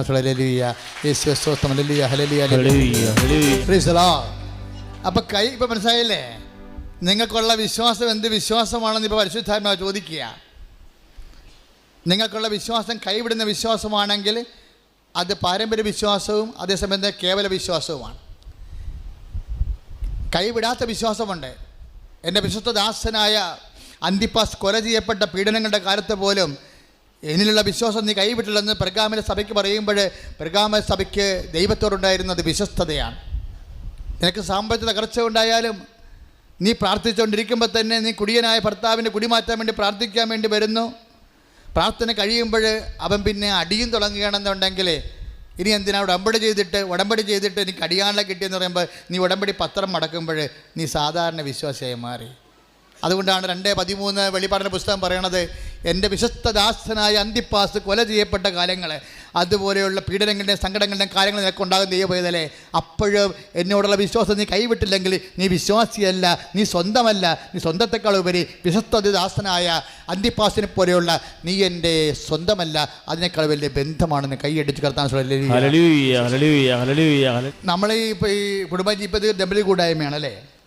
ദമ്പതി കൂട്ടായ്മ പോലെ ഏറ്റവും നല്ല അനുഗ്രഹത്തിൻ്റെ കൂട്ടായ്മ ഉണ്ടാകത്തില്ല. കാര്യം ദമ്പതി കൂട്ടായ്മ തുടരുകയാണല്ല, നിങ്ങൾ വീട്ടിൽ ചെല്ലുമ്പോഴും ദമ്പതി കൂട്ടായ്മ തന്നെയാണ്. ഭാര്യയും ഭർത്താവും ദൈവവും ഉണ്ടെങ്കിൽ ദമ്പതി കൂട്ടായ്മയായില്ലേ? ഇല്ലേ? അത് തുടരുകയല്ലേ? തുടരുമ്പോൾ നമ്മൾ ശ്രദ്ധിക്കേണ്ട ഒരു കാര്യം, ഇപ്പോൾ അച്ഛൻ 2 വാക്ക് പറഞ്ഞായിരുന്നു. ഒന്ന് സ്വന്തം, വിശ്വാസികൾ സ്വന്തം, വിശ്വസ്തമുള്ളവർ ബന്ധം അല്ലേ? അതുപോലെ തന്നെ ഒരു മറച്ചിൽ വീടുകളിലുണ്ട്. എന്ന് വെച്ച് കഴിഞ്ഞാൽ നമ്മൾ കുടുംബത്തിൽ ജീവിക്കുമ്പോൾ നമുക്ക് ചില സമയത്ത് ഔട്ട്ഡോറും ഇൻഡോറുമായിട്ടുള്ള പ്രോജക്റ്റുകൾ വരും. ദമ്പതികൾ സൂക്ഷിച്ച് ചെയ്താൽ മതി. ഔട്ട്ഡോർ പ്രോജക്റ്റും ഉണ്ട്, ഇൻഡോർ പ്രോജക്റ്റും ഉണ്ട്. ഇൻഡോർ പ്രോജക്റ്റ് എന്ന് പറയുന്നത് എന്താണ്? വീടിനുള്ളിലുണ്ടാകുന്ന പദ്ധതികൾ. ഇതിന് ഭയങ്കര മാർജിനാണ്. ദമ്പതി കൂട്ടായ്മയുടെ സഹോദരങ്ങളോട് എന്ത് സംസാരിക്കണമെന്ന് ഞാൻ 3-4 ദിവസമായിട്ട് ഈശോനോട് ചോദിച്ചുകൊണ്ടിരിക്കുക. ഇപ്പോൾ പ്രാർത്ഥിക്കും. ഇന്നലെയൊക്കെ ഞാൻ കർത്താവിൻ്റെ ആൾത്താരയിൽ നിന്ന് എൻ്റെ പള്ളിത്തോടുള്ള പ്രോഗ്രാം കഴിഞ്ഞിട്ട് പിന്നെ ഞാൻ മാറിയിട്ടില്ല. രാത്രി 10 മണി വരെ വന്നും പോയി എൻ്റെ മുറി വരും, കുറച്ച് നേരം ഇരിക്കും, പ്രാർത്ഥിക്കും, പിന്നെ ആൾത്താരെ പോകും. എനിക്ക് പള്ളി തുറന്ന ആൾത്താരെ പോകണം. എന്നാലും ആൾത്താരെ പോയി പിന്നെയും കുറച്ച് നേരം മുട്ട നിൽക്കും. എന്തിനാണെന്ന് അറിയാമോ? ഈ കൂട്ടായ്മ ഉള്ളതുകൊണ്ട് കർത്താവിന് മാത്രം സംസാരിക്കേണ്ട വിഷയങ്ങളുണ്ടാകും. അപ്പോൾ എപ്പോഴെങ്കിലും അവിടെ കർത്താവിനെ ഓർപ്പിച്ച് തരണവരെ ഞാനിങ്ങനെ അങ്ങോട്ടും ഇങ്ങോട്ടും വന്നും പോയി നിൽക്കും. അപ്പോൾ എന്നോട് പറഞ്ഞൊരു കാര്യമാണെന്നറിയാമോ? ഇന്നലെ 2 സഹോദരങ്ങൾ എന്നെ കാണാൻ വന്നിരുന്നു. ഞാനതിനെക്കുറിച്ച് പറയണില്ല. അവർ രണ്ടും പെൺകുട്ടികളാണ്, സഹോദരികളാണ്. അപ്പം ഞാൻ അവർ പോകാൻ നേരത്ത്, അവർ രാവിലെ പ്രാർത്ഥന കഴിഞ്ഞ് പോകാൻ നേരത്ത് ഞാൻ പറഞ്ഞു, മക്കളെ വിശ്വസ്തരായിരിക്കണമെന്ന് പറഞ്ഞു. മക്കളെ വിശ്വസ്തരായിരിക്കണം എന്ന് വെച്ചതിൻ്റെ അർത്ഥം എന്താണ്? ആരുടെ വിശ്വസ്തരായിരിക്കണം എന്നാണ്. അവർ രണ്ടും കല്യാണം കഴിക്കാത്ത ആൾക്കാരാണ്, പിന്നെ ആരുടെ വിശ്വസ്ത കാണിക്കാനാ? കർത്താവിനോട് വിശ്വസ്തതയുള്ളവരായിരിക്കണം. അപ്പോഴതിൻ്റെ മൂത്തവൾ എന്നെ നോക്കി നിലവണ്ണം ഞാൻ പറഞ്ഞു, നിന്നോട് കർത്താവിനെ സംസാരിക്കും. എന്താ കാര്യം? നീ നിൻ്റെ പപ്പായുമായി രമ്യപ്പെടണം. പപ്പായിൽ നിന്ന് നിനക്ക് കുറേയധികം ബുദ്ധിമുട്ടുകളാണ് കേട്ടണത്. കാര്യം വെച്ചാൽ പപ്പ ഇവർ സ്വന്തം നിലയ്ക്ക് പഠിച്ചു വന്നവർ, ആങ്ങളമാരില്ല, സ്വന്തം നിലയ്ക്ക് പഠിച്ചു വന്ന ആൾക്കാരാണ്. അവർ പഠിച്ച് രാത്രിയും പകലും കുത്തിയിരുന്ന് കഷ്ടപ്പെട്ട് അവസാനം അവർ ഒക്കെ അവരുടെ രീതി പഠിച്ച് അവർ വലുതായി. അവർക്കൊക്കെ ഉദ്യോഗം കിട്ടണതും ഇനി ഒരാളിനെ കിട്ടി, ഒരാളെ കിട്ടും ഉടനെ. എങ്കിലും ഈ അപ്പ ഇവരെ ഒന്നും തിരക്കണില്ല. അപ്പ വീട്ടിലുണ്ട്, പക്ഷെ അന്വേഷിക്കത്തില്ല. അവരെങ്ങനെ വളർന്നെന്ന് പോലും ഇല്ല. ഇപ്പോഴും അവരിന്ന് കിട്ടുന്ന പണത്തിന് മാത്രമേ അപ്പായിക്ക് നോട്ടമുള്ളൂ. അവർക്ക് ബാങ്ക് ലോൺ, രണ്ടുപേരും ബാങ്ക് ലോൺ എടുത്ത് പഠിച്ചതാണ്. അപ്പോൾ ബാങ്ക് ലോൺ അവർക്ക് അത് ചേടത്തി കിട്ടിക്കുന്ന ജോലി കൊണ്ട് ചേടത്തിയുടെ ബാങ്ക് ലോൺ അടക്കുന്നുണ്ട്, അനിയത്തിൻ്റെ ബാങ്ക് ലോണും അടക്കുന്നുണ്ട്. എന്നിട്ട് വീട്ടിലെ കാര്യം അത്യാവശ്യം നോക്കുന്നുണ്ട്. എന്നിട്ടും ഇവർക്ക് സൗകര്യം കൊടുക്കണില്ല. ആ മനുഷ്യൻ ഉറക്കണമില്ല, വെള്ളം അടിച്ച് വീലായി കറങ്ങി തിരി പറഞ്ഞുകൊണ്ടിരിക്കുക. അപ്പം ഞാനിങ്ങനെ ഇവിടെ പോകാൻ നിർത്തിയപ്പോൾ എൻ്റെ മകളെ, പപ്പ എന്ന് പറഞ്ഞ സംഭവം ചത്ത് കിട്ടിയാൽ കൊള്ളാമെന്ന് നിൻ്റെ മനസ്സ് പറയണ്ടേ? അപ്പോൾ അവൾ എന്നെ നോക്കി ശരിക്കും. അങ്ങനെ പറയണില്ലെങ്കിൽ പോലും സങ്കടങ്ങൾ കൊണ്ട് ചില സമയത്ത് ഓർത്തു പോയിട്ടുണ്ട്. കാര്യം അപ്പനില്ലെങ്കിൽ പിന്നെ ഇല്ലെന്നേ പറയാൻ ഞാൻ മതിയെ. ഉണ്ടായിട്ട് ഇതാണ് ഈ മക്കൾ ഇല്ലാത്തവരെ കാണുമ്പോൾ എനിക്ക് പ്രത്യേകിച്ച് അവർക്ക് സങ്കടമൊന്നുമില്ല. കാര്യം മക്കളുള്ള ആൾക്കാരും മക്കളെ കൊന്നു തരാൻ വേണ്ടി പ്രാർത്ഥിക്കാൻ വേണ്ടി വന്ന കാലമാണ്.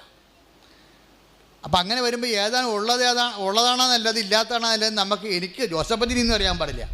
കാര്യം അത്ര ഞാൻ ഈ മക്കളെ കൊണ്ട് അനുഭവിക്കണ വേദമാതൊക്കെ കണ്ട് ഞാൻ അത്രയും മനസ്സ് വെന്ത് നടക്കുന്ന ആളാണ്. മക്കളെ കൊണ്ട് മക്കളില്ല എന്നുണ്ടെങ്കിൽ ആരെങ്കിലും ചവപ്പെട്ടെങ്കിലും മേടിച്ചു കൊടുക്കും, മര്യാദക്ക് അടക്കാനെങ്കിലും പറ്റും.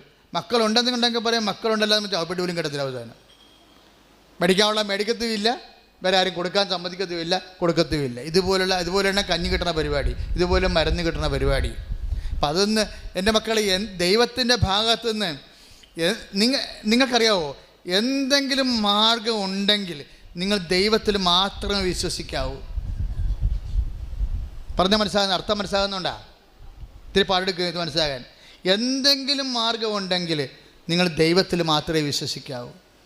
അപ്പോൾ നിങ്ങൾ പറയും, അച്ഛൻ പറയണ പോലെ അല്ലേ എൻ്റെ മകനെന്ന് പറഞ്ഞ കൊള്ളാം, എൻ്റെ മകൻ എന്നെ പൊന്നുപോലെയാണ് ഇപ്പം നോക്കണം, അവൻ കല്യാണം കഴിച്ച അവന് മക്കളുമായി, എനിക്ക് പെരകടാവായി, എന്നിട്ടും എന്നെ പൊന്നുപോലെ നോക്കണമെന്ന് പറഞ്ഞ്. ഒരു കുഴപ്പമില്ല, ശരിയാണ്. പക്ഷെ ഒരു കുഴപ്പം അതിൻ്റെ തൊണ്ടേ, നമ്മൾ ആരെങ്കിലും സന്ധിക്കുകയോ സംരക്ഷിക്കുകയോ ചെയ്താൽ അതിൽ കുറച്ച് മാത്രമേ നമ്മൾ ദൈവത്തെ ആശ്രയിക്കത്തുള്ളൂ. പറഞ്ഞാൽ മനസ്സിലാകുന്നുണ്ടോ? ഈ ജീവിതത്തിന് മെച്ചമാണത്, പക്ഷെ വരാനിരിക്കുന്ന ജീവിതത്തിന് മെച്ചമല്ല. നിന്നെ സന്ധിക്കുന്ന ബന്ധുക്കളെ, സ്വന്തപ്പെട്ടവരെ, നിൻ്റെ സാമ്പത്തിക സുസ്ഥിതി, അല്ലെങ്കിൽ നിന്നെ സപ്പോർട്ട് ചെയ്യുന്ന പാർട്ടി, നിൻ്റെ ഫിസിക്കാലിറ്റിയെ ഏതെങ്കിലും രീതിയിലൊക്കെ പ്രൊട്ടക്റ്റ് ചെയ്യുന്നവരുണ്ടല്ലോ, ആധ്യാത്മികമായി നമുക്ക് ബാധ്യതയാണ്. എന്താ കാര്യം? അവർ നടക്കുന്ന സന്ധിപ്പിനേക്കാൾ കുറവ് മാത്രമേ നമ്മൾ ദൈവത്തിൽ ആശ്രയിക്കത്തുള്ളൂ. അഥവാ ഇതൊക്കെ ഉണ്ടെങ്കിലും ഇതില്ലാത്തവളെ പോലെ കർത്താവേ നീ മാത്രമേ എനിക്കുള്ളൂ എന്ന് പറഞ്ഞാൽ പ്രശ്നം തീരും. പക്ഷെ പ്രശ്നം തീരണില്ലല്ലോ. എന്ന് വെച്ച് കഴിഞ്ഞാൽ ഈ മക്കളുടെ കാര്യത്തിന് വേണ്ടി, അതുപോലെ പെരകിടാങ്ങളുടെ കാര്യത്തിന് വേണ്ടി എത്രയോ പ്രാവശ്യമാണ് നീ ദൈവത്തെ, നിൻ്റെ ഞായറാഴ്ച കുർബാന പോലും മുടങ്ങിയിരിക്കണത്, നിൻ്റെ കുടുംബ പ്രാർത്ഥന മുടങ്ങിയിരിക്കണത്. നീ എത്രയോ പ്രാവശ്യം കർത്താവിനെ പറഞ്ഞു, കർത്താവേ എൻ്റെ മക്കളെക്കാളും നിന്നേക്കാളും എനിക്ക് പ്രധാനപ്പെട്ടത് എൻ്റെ ഭർത്താവാണ്. നീ എത്രയോ പ്രാവശ്യം ദൈവത്തോട് പറഞ്ഞിരിക്കണത്, നിന്നേക്കാളും എനിക്ക് പ്രധാനപ്പെട്ട എൻ്റെ മക്കളാണ്. നീ എത്രയോ പ്രാവശ്യം ദൈവത്തോട് പറഞ്ഞിരിക്കണത്, നിന്നേക്കാളും ദൈവമേ എനിക്ക് പ്രധാനപ്പെട്ടത് എൻ്റെ പെരക്കിടാങ്ങളാണെന്ന് പറഞ്ഞിട്ടില്ലേ? മനസ്സിനോട് ചോദിച്ചു നോക്ക്. അങ്ങനെ വരുമ്പോഴതൊക്കെ സ്വന്തം മാത്രമാണ്, ബന്ധമല്ല. ബന്ധമെന്ന് പറയണത് കർത്താവിന് ഒന്നാം സ്ഥാനം കൊടുക്കണതാണ്. കൈ അടിച്ച് കർത്താൻ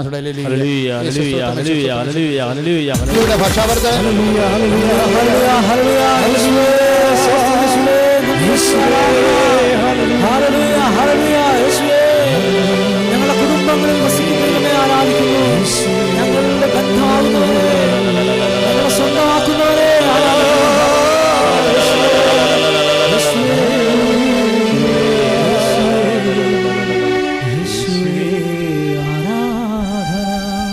ചില ആൾക്കാർ ചോദിക്കത്തില്ലേ, അച്ഛാ തൊണ്ട പഴുത്ത എന്നാ കാണിക്കാനാണ്? തൊണ്ട പഴുത്ത് പോയാൽ വിഴുങ്ങാനല്ലാതെ പറ്റുമോ എന്ന് അല്ലേ? അപ്പോൾ ഇതുപോലെ ഇതിനാണ് ഈ ഡൊമസ്റ്റിക് പ്രോജക്റ്റ് എന്ന്, ഇൻഡോർ പ്രോജക്റ്റ് എന്ന് പറയണത്. അതായത് വീടിൻ്റെ അകത്തുള്ള പ്രോജക്റ്റ്. ഇപ്പോൾ ആ കുഞ്ഞുങ്ങൾ അനുഭവിക്കണത് എന്താ? പപ്പായെ കൊണ്ട് മാക്സിമം അനുഭവിക്കണം നിങ്ങളെ. പപ്പ ഇന്നെങ്കിലും, അതായത് അതുങ്ങൾ കല്യാണം കഴിച്ച് പോകുമ്പോൾ അങ്ങ് സ്വർഗം കിട്ടിയ പോലെ പോകും. കാര്യം അവർക്കറിയാം ഈ ഭൂമിയിലുള്ള ഏത് ചെറുപ്പക്കാരനെ കല്യാണം കഴിച്ചാലും ഇതിനേക്കാളും മെച്ചമായിരിക്കുമെന്ന്. അവരത്രയും വിഷമം അനുഭവിക്കുന്നുണ്ട്. അപ്പോൾ ഞാൻ എന്താ പറഞ്ഞു കൊടുക്കണത്, മകളെ ഇതൊരു വലിയ പ്രോജക്റ്റാണ്, നല്ല മാർജിൻ കിട്ടുന്ന പ്രോജക്റ്റാണ്. കാര്യം നമ്മൾ ഈ ഡൊമസ്റ്റിക് പ്രോജക്റ്റുകൾ, അതായത് ഇൻഡോർ പ്രോജക്റ്റുകൾ, വീടിൻ്റെ അകത്തുണ്ടാകുന്ന പ്രോജക്റ്റ് ഇല്ലേ? ഇപ്പം അമ്മായി അമ്മയാണെന്ന് പറഞ്ഞിട്ട് കാര്യമില്ല. ഇപ്പം മകന് മക്കളില്ലാതെ വന്നപ്പോൾ ഉടനെ അമ്മായിമ്മ പറഞ്ഞ് എൻ്റെ മകന് കുഴപ്പമൊന്നുമില്ല, നിൻ്റെ കുഴപ്പമാണെന്ന്. അപ്പോൾ ഡോക്ടർ പറഞ്ഞത് എന്താ? എൻ്റെ മകന് കുഴപ്പമൊന്നുമില്ല, നിൻ്റെ കുഴപ്പമാണെന്നാണ് ഇപ്പോൾ അമ്മായിമ്മ പറയണത്. അവൾക്കറിയാം അവൾക്ക് കുഴപ്പമൊന്നുമില്ല എന്നാണ്. ഈ മനുഷ്യനാണെങ്കിൽ ടെസ്റ്റ് ചെയ്യാൻ കൂടെ വരത്തില്ല. എന്നിട്ട് കിട്ടിയ അവസരത്തിൽ അമ്മായിയമ്മ എടുത്ത് ബന്ധുക്കളെ സ്വന്തപ്പെട്ടപ്പോൾ ദേ മച്ചിയാന്ന്. അപ്പോൾ നമ്മളെ സമയത്ത് നമുക്കൊരു കുഴപ്പമില്ല. അപ്പം അവൾക്കൊരു ബോധം എന്താണ്, അങ്ങനെയാണെങ്കിൽ ആരെങ്കിലുമൊക്കെ ആണെങ്കിലും ശരി മക്കളുണ്ടാക്കിയിട്ട് കാര്യമാണ്. അല്ല, ഈ ഓരോ മനുഷ്യൻ കൊണ്ട് പാപം ചെയ്യിക്കണത് ആരാ? ഈ വീട്ടിലിരിക്കണ പോലെ ഇതുപോലെ വിശ്വാസികളാണ്. ശരിക്കും പറഞ്ഞാൽ ഞാൻ ചെയ്തെന്ന് പറയില്ല, അങ്ങനെ ചെയ്ത ആൾക്കാരെ എനിക്കറിയാം. കാര്യം മടുത്തിട്ടാ മനുഷ്യൻ. പക്ഷെ അവിടെ എന്താ പ്രശ്നം വെച്ച് കഴിഞ്ഞാൽ അവിടെ ദൈവത്തോടുള്ള വിശ്വസ്ത പോയി. അപ്പം തന്നെ അമ്മായിയമ്മ ഇങ്ങനെ ഒരു പ്രശ്നം ഉണ്ടാക്കി. എന്ത് പ്രശ്നം ഉണ്ടാക്കി? ഇവിടെ മച്ചിയാണ്, അവൾക്കറിയാം അവൾക്ക് കുഴപ്പമൊന്നും ഇല്ലെന്നറിയാം. പക്ഷേ അമ്മയുടെ അനിയത്തിനെയും ചേട്ടത്തിൻ്റെ മക്കളെല്ലാം കൂടെ ഒരു മച്ചിനെ കടിക്കൊണ്ടുണ്ട്. കേട്ടപ്പോൾ തന്നെ അവർക്ക് പറഞ്ഞു, ഇതിനെ ചവിട്ട് കൂട്ടാൻ പറ്റുമോ? അവർ 5-10 മക്കളാണ്, അവർ കൈ വെച്ച് കഴിഞ്ഞാൽ നമ്മൾ ഒന്നും ഉണ്ടാകത്തില്ല. അപ്പോൾ അതുകൊണ്ട് ഇതിൻ്റെ അകത്ത് കിടന്ന് ഞെരുങ്ങിയാണ്. പിന്നെ അവർക്കൊട്ടൊരു പണി കൊടുക്കണമെന്നുണ്ടെങ്കിൽ ഇതുപോലെ ഈ ഇസഡിൻ്റെ പണി കൊടുക്കേണ്ടി വരും. അപ്പോൾ അതുകൊണ്ട് ചില ആൾക്കാർ ഇസഡിൻ്റെ പണി കൊടുക്കും. അപ്പോൾ എന്താ പ്രശ്നം എന്ന് അറിയാമോ? കർത്താവിൻ്റെ അടുത്ത് പിന്നെ ഒരിക്കലും നിൽക്കാൻ പറ്റത്തില്ല. നിങ്ങൾ ഈശോയുമായിട്ട് നമ്മൾ സൂക്ഷിക്കണമെന്ന് അറിയാമോ? ഈശോയുമായിട്ട് 60 കൊല്ലം ജീവിച്ചാൽ പറ്റത്തില്ല. നമുക്ക് അനന്തക്കോടി കൊല്ലം കിടക്കുന്ന കാരണം സൂക്ഷിച്ച് വേണം കർത്താവിൻ്റെ അടുത്ത് നിൽക്കാൻ. അല്ല, അമ്മായിയമ്മ ജയിക്കാൻ വേണ്ടിയാ, ഭർത്താവിന് ജയിക്കാൻ വേണ്ടിയാ മണ്ടത്തരങ്ങളൊന്നും കാണിച്ചു കൂട്ടിയേക്കരുത്. കാര്യം ദൈവം അങ്ങനെ വന്നു കഴിഞ്ഞാൽ പിന്നെ ഒരിക്കലും നമ്മുടെ റൈറ്റ് സെൽഫ് നമുക്ക് കർത്താവിന് മുമ്പ് പറയാൻ പറ്റാതെ വരും. ഞാൻ ഈ പറഞ്ഞതിൻ്റെ അർത്ഥം എന്താണെന്ന് അറിയാമോ? അത് ഇങ്ങനെ ഒരു ഇത് നമുക്കൊരു ക്ലേശകാലമാണ്. എൻ്റെ വിശ്വസ്ത ദാസനെ അന്തിപ്പാസ് കൊല ചെയ്യപ്പെട്ടെന്ന് പറഞ്ഞില്ലേ? അപ്പോഴും നീ എന്നോടുള്ള വിശ്വാസം കളയാതെ വിശ്വസ്തയായി നിന്നെന്ന് പറഞ്ഞില്ലേ? ദൈവ പൈതലേ, നിന്റെ വീട്ടിൽ തന്നെ ആയിരിക്കും നിന്റെ ശത്രു വന്ന് നിന്റെ ഈശോ പറഞ്ഞിട്ടുണ്ടല്ലോ, കൈ അടിച്ച് കർത്താൻ.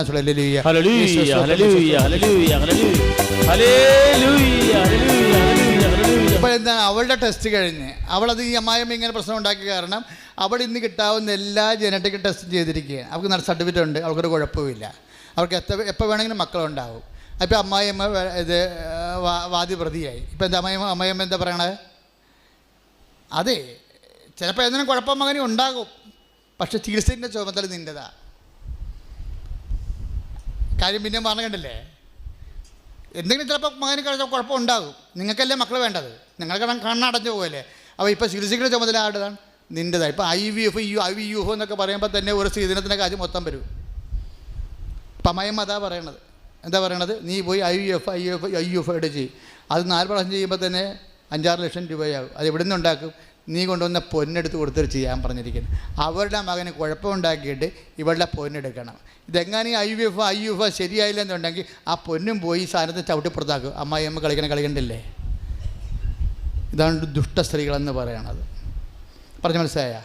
അതായത് മകന് പിള്ളേരുണ്ടാകത്തില്ലെന്ന് കൃത്യമായിട്ട് അമ്മയ്ക്കറിയാവുന്നതുകൊണ്ട് കിട്ടിയ അവസരത്തിന് മരുമകളുടെ പൊന്ന് മുഴുവൻ വിറ്റ് തുലച്ച് അവളെ 0 ആക്കി മാറ്റിയിട്ട് നശിപ്പിച്ച് കളയുക. കൊല്ലാനും നശിപ്പിക്കാനും കള്ളം വന്ന് ഈ പണ്ടാരം വന്ന് ഉടമ്പടി ചെയ്ത് എങ്ങനെ ഇരിക്കും? ഒലക്കപ്പിണ്ടാക്കാവും. ശ്രുതിക്കട്ടെ ഹല്ലേലൂയ, യേശുവേ സ്തോത്രം, ഹല്ലേലൂയ, ഹല്ലേലൂയ, ഹല്ലേലൂയ, ഹല്ലേലൂയ. കരങ്ങളുയർത്തിക്കൊണ്ട് ശ്രുതിക്കട്ടെ ഹല്ലേലൂയ.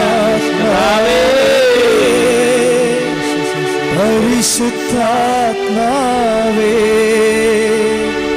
പരിശുദ്ധാത്മാവേ, പരിശുദ്ധാത്മാവേ, വരിക വരിക ഞങ്ങളിൽ നീ, പരിശുദ്ധാത്മാവേ, വരിക വരിക ഞങ്ങളിൽ നീ, പരിശുദ്ധാത്മാവേ. നമ്മൾ ഒന്ന് ക്രമീകരിച്ചാൽ മതി.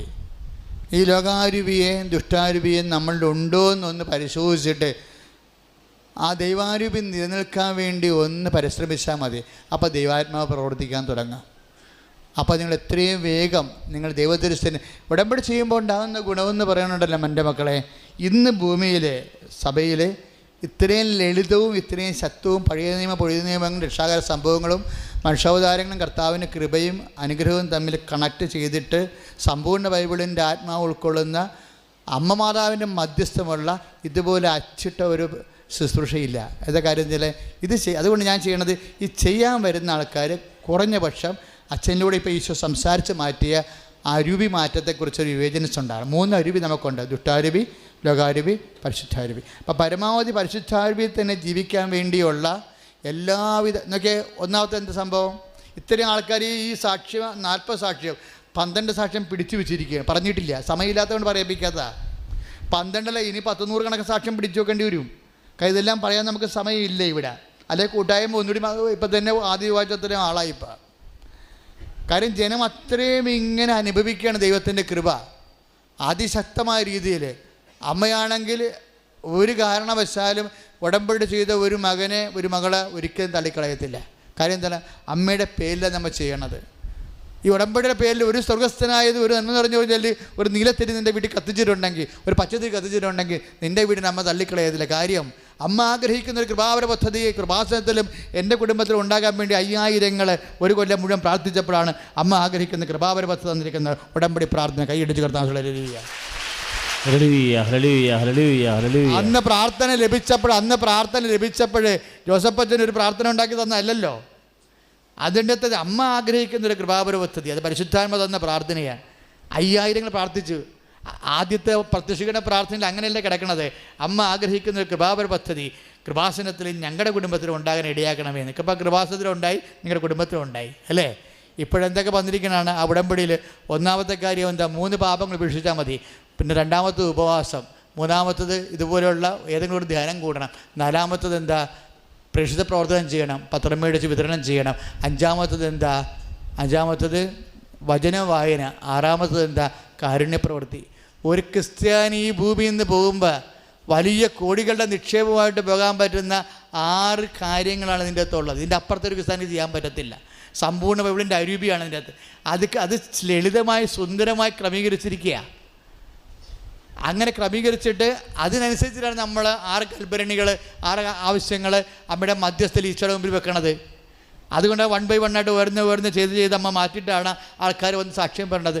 അത് ചിലർക്കൊക്കെ 4 നേരത്തെ, ഈ കൊല്ലമല്ലേ 6 ആയതെന്ന് വെച്ച് കഴിഞ്ഞാൽ ഈ അടുത്ത കാലത്ത് ഉടമ്പടി പുസ്തകം ഇപ്പോൾ ഇറങ്ങിയിരിക്കുന്നത്. ഇത് കണ്ടല്ലേ, പുസ്തകം കണ്ടല്ലേ? നിങ്ങളിത് കൊണ്ടേ വായിക്കണത്. ഇത് എത്രയോ വർഷങ്ങൾ ദൈവം എന്നോട് സംസാരിച്ച കാര്യങ്ങളാണ് അടുക്കി പെറുക്കിയിട്ട് എന്താണ് ഉടമ്പടി, എങ്ങനെയാണ് ഉടമ്പടി ചെയ്യേണ്ടത്, ഉടമ്പടി ഓരോ വാക്കിൻ്റെ അർത്ഥം എന്താണ്, ഒലിവെണ്ണ എന്തിനുള്ളതാണ്, അതിൻ്റെ തിരി എന്തിനുള്ളതാണ്, ആ പച്ചയുടെ തിരിയുടെ പച്ച കളർ എന്താണ്, ഉടമ്പടി പച്ച പേപ്പർ എന്താണ്, നീലത്തിരി എന്താണ്, നീലത്തിരി അർത്ഥം എന്താണ്, എവരിത്തിങ് അതിനുള്ള A to Z കാര്യം കൈപ്പുസ്തകമാണ്.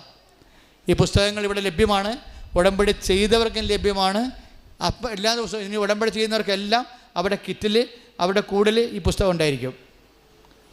60 പേജുള്ള ഈ പുസ്തകം ഉണ്ടായിരിക്കും. എല്ലാ കാര്യങ്ങളും A to Z കാര്യങ്ങൾ അതിൻ്റെ അകത്തുണ്ട്. നമ്മൾ ചെയ്യുന്ന ഓരോ കാര്യവും ഫലപ്രദമായിട്ടും വിശ്വാസപരമായിട്ടും സുവിശേഷവിഹിതമായിട്ടും ചെയ്യാൻ പറ്റുന്ന എല്ലാം അടക്കം ചെയ്തിരിക്കുന്നതാണ്. പല കാലങ്ങളിൽ അമ്മ വെളിപ്പെടുത്തിയിട്ടുള്ള കാര്യങ്ങൾ ഞാൻ ക്രോഡീകരിച്ചിരിക്കുന്നതാണ്. ഇത് പുസ്തകം കിട്ടി 20 രൂപ മാത്രമേ വരെയുള്ളൂ. ഉടമ്പടി ചെയ്തു പോയ എല്ലാവർക്കും ഈ പുസ്തകം മേടിക്കാം, ഉടമ്പടി ചെയ്തു പോയ എല്ലാവർക്കും. പക്ഷേ അച്ഛൻ്റെ അഭിപ്രായം ഉടമ്പടി ഒക്ടോബർ ടു ഒക്ടോബറാണ്. ഒക്ടോബർ വരുമ്പോൾ ഉടമ്പടി തീരും. എല്ലാം എഴുതിയിട്ടുണ്ട്. എല്ലാ കൊല്ലവും ഞാൻ പറയുന്നതാണ്. ഉടമ്പടി കാലഘട്ടം എന്ന് പറയുന്നത് അനന്തകാലം പോലും ഉടമ്പടിയൊന്നുമില്ല. ഉടമ്പടി 1 വർഷമേ ഉള്ളൂ. ഒക്ടോബർ മാസത്തിൽ തുടങ്ങിയിട്ട് ഒക്ടോബർ മാസത്തെ അവസാനിക്കും.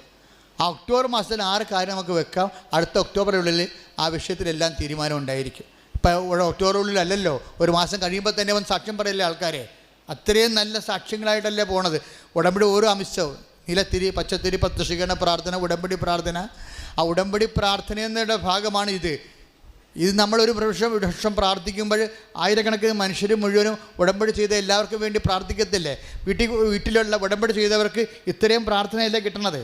ഇത്രയും ആൾക്കാരുടെ പ്രാർത്ഥന നിങ്ങളുടെ വീട്ടിലെ കാര്യത്തിന് വേണ്ടി കിട്ടുമ്പോൾ നിങ്ങൾ പ്രാർത്ഥന തളർന്നു പോകും ഓരോ കാര്യത്തിന്. അപ്പോൾ നിങ്ങൾ തളരാതിരിക്കാൻ വേണ്ടി ഈ സമൂഹം മുഴുവനും നിങ്ങൾ കർത്താവിൻ്റെ തിരുസന്നിധിയിൽ മാതാവിൻ്റെ മധ്യസ്ഥതയിൽ ഈ ആദ്യ ചൊവ്വാഴ്ച, 1-ാം ഞായറാഴ്ച, 3-ാം ചൊവ്വാഴ്ച വന്ന് ബൾക്കായിട്ട് പ്രാർത്ഥിക്കുകയല്ലേ? ഇതുപോലെ സപ്പോർട്ട് ചെയ്യണ ഏത് പ്രാർത്ഥനയുണ്ട്? അതുകൊണ്ടാണ് നിങ്ങൾ മാസത്തിൽ ഏതെങ്കിലും ഒരെണ്ണത്തിനെങ്കിലും വരണമെന്ന് പറയണത്. എല്ലാത്തിനും വരാൻ പറ്റത്തില്ലല്ലോ. എല്ലാത്തിനും വരാൻ പറ്റുന്നവരാണെങ്കിൽ നല്ലതാണ്. പൈസ വേണ്ടേ ഇങ്ങനെ എപ്പോഴും യാത്ര ചെയ്യണമെങ്കിൽ? ഇപ്പോൾ പാവത്തങ്ങളെ ഉദ്ദേശിച്ചിട്ടാണ് അച്ഛൻ ഒന്നാക്കി കളഞ്ഞിരിക്കുന്നത്. അച്ഛൻ ഒന്നാക്കി കളഞ്ഞിരിക്കുന്ന കാര്യം പാവത്തങ്ങളെ ഉദ്ദേശിച്ചിട്ടാണ്. അല്ലെങ്കിൽ എനിക്ക് വേണമെങ്കിൽ 3 പ്രാർത്ഥനയ്ക്ക് വരാൻ പറയാം. അങ്ങനെ ഞാൻ പറയത്തില്ല. പറയാത്ത കാര്യം വണ്ടിക്കാശ് കടം വാങ്ങിച്ച് വരുന്ന ആൾക്കാരുള്ളത് കൊണ്ടാണ് അങ്ങനെ ഞാൻ പറയുന്നത്. നമ്മൾ പ്രാർത്ഥിക്കുന്ന സമയങ്ങളിലെല്ലാം തൊണ്ടയിൽ മുഴയും, തൊണ്ടയിലിങ്ങനെ ഞണ്ട് ഇറക്കി പിടിക്കുന്ന രീതിയിലുള്ള അടയാളങ്ങൾ സ്തുതിപ്പിനിടയ്ക്ക് ഈശോ കാണിക്കുന്നുണ്ടായിരുന്നു. അത് തൊണ്ടയിലുള്ള ക്യാൻസറിനെ ഈശോ സുഖപ്പെടുത്തിയിരിക്കുകയാണ്. സ്തുതിയുടെ ഹല്ലേലൂയ.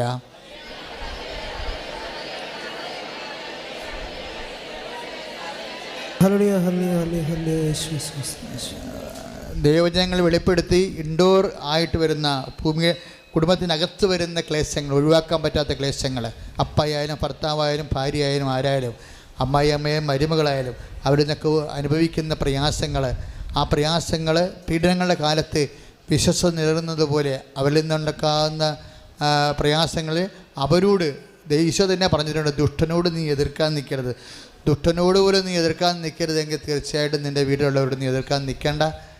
ഉടമ്പടി കാര്യങ്ങളിൽ കർത്താവ് ഇടപെടാൻ വേണ്ടിയാണ് നീ നിൽക്കേണ്ടത്. സൗമ്യതയോടെ കാത്ത് ശാന്തമായി നിൽക്കുക. കർത്താവ് ഇടപെടട്ടെ ആ വിഷയങ്ങളിൽ. കർത്താവിൽ വിശ്വാസമില്ലാതെ വരുമ്പോഴാണ് നമ്മുടെ ശക്തിയും പവറും കൊണ്ട് നമ്മൾ ഈ വിഷയത്തെ എതിർക്കുന്നത്. കർത്താവ് ദുഷ്ടനോട് എതിർക്കേണ്ടതെന്ന് പറഞ്ഞതിൻ്റെ കാര്യം, ദുഷ്ടനോട് എതിർക്കണമെങ്കിൽ ദുഷ്ടൻ്റെ അരൂപിയിലായിട്ട് എതിർക്കാൻ പറ്റത്തുള്ളൂ. ദുഷ്ടൻ്റെ അരൂപി നമ്മൾ എതിർത്ത് കഴിഞ്ഞാൽ ദൈവാരൂപിയുടെ പ്രവർത്തനം നമ്മൾ നടക്കാത്തത് കൊണ്ടാണ് ദുഷ്ടനെ നിങ്ങൾ എതിർക്കരുതെന്ന് ഈശോ പറയണത്.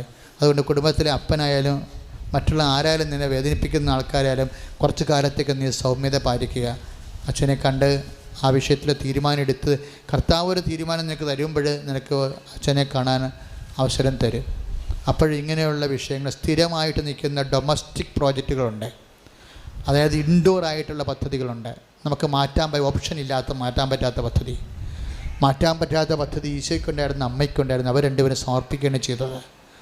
അതുപോലെ സമർപ്പണത്തിലേക്കും അതിലൂടെയുള്ള വിശുദ്ധീകരണത്തിലേക്കും വിളിക്കുന്നവർക്ക് നിരന്തരം പരിശുദ്ധാത്മാവിൻ്റെ സഹകരണവും സന്ധിപ്പും ആവശ്യമുണ്ട്.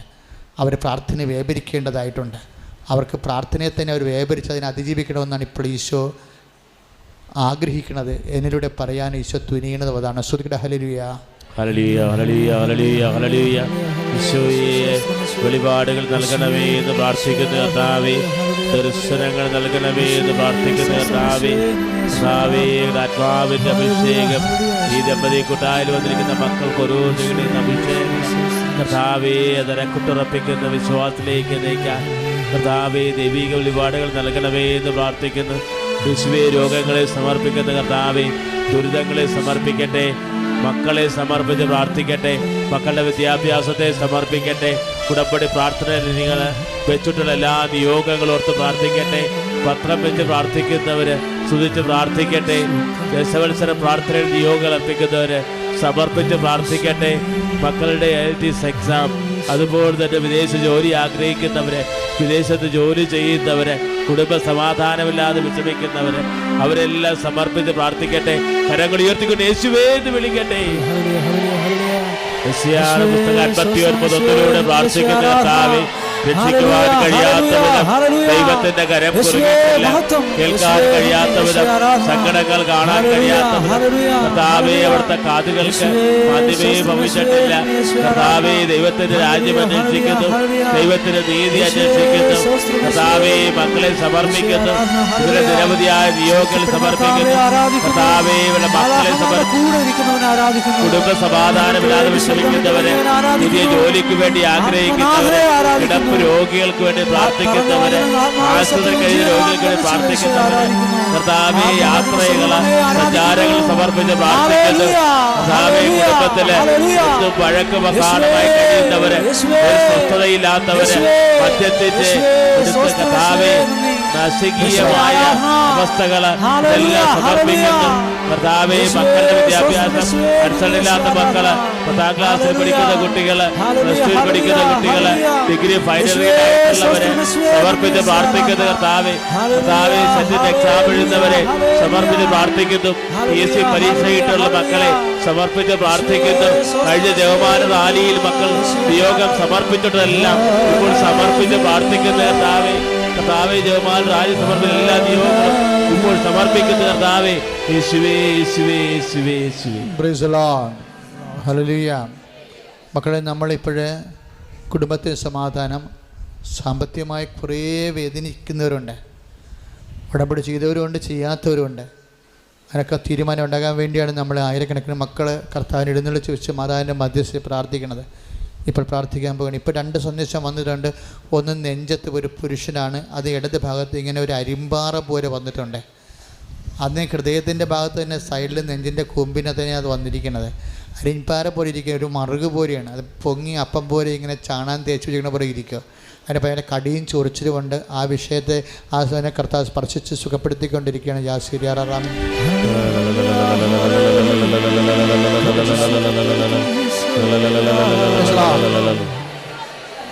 പുക വലിക്കുന്നവരെ കർത്താവ് കാണിക്കുന്നുണ്ട്. പുക വലിക്കുന്നതിൻ്റെ പേരിലുണ്ടാകുന്ന രോഗങ്ങളെ, ഉണ്ടായിട്ടുള്ള രോഗങ്ങളെ കർത്താവ് ഈ നിമിഷം സ്പർശിക്കുന്നുണ്ട്. നിനക്ക് ഇപ്പോൾ തോന്നുന്നുണ്ട് പുകവലി നിർത്താൻ ഞാൻ, പക്ഷേ എനിക്കിത് മൂലം ഉണ്ടായിട്ടുള്ള രോഗങ്ങളെ കർത്താവ് ഒന്ന് നിർവീര്യമാക്കിയിരുന്നെങ്കിൽ എന്തൊരാശ്വാസമായിരുന്നെന്ന് അങ്ങനെ ചിന്തിച്ചിട്ടുണ്ട് ഒരാൾ.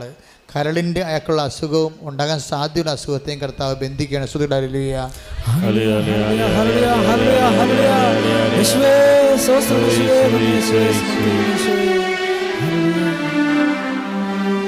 ഒരു ഇടത്ത് ഭാഗത്തുള്ള ബ്രസ്റ്റാണ്.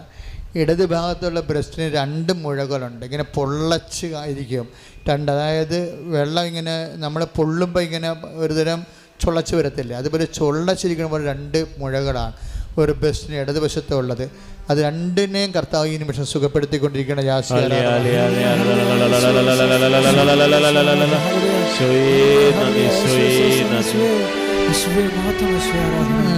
സ്നഗ്ഗി ഇട്ടിട്ട് എപ്പോഴും ഇങ്ങനെ തെറ്റി നടക്കുന്ന ഒരു പെൺകുഞ്ഞിനെ കാണിക്കുന്നുണ്ട്. പക്ഷേ ആ കുഞ്ഞിനെ സ്നഗ്ഗി എപ്പോഴും ഇങ്ങനെ നനഞ്ഞുകൊണ്ടിരിക്കണം. അതായത് അറിയാതെ മൂത്രം പോകുന്നത് എന്ത് രോഗമാണ്. ആ കുഞ്ഞിനെ ഭയങ്കരമായിട്ട് ഈശോ സ്പർശിച്ച് സുഖപ്പെടുത്തി കുടിക്കുന്ന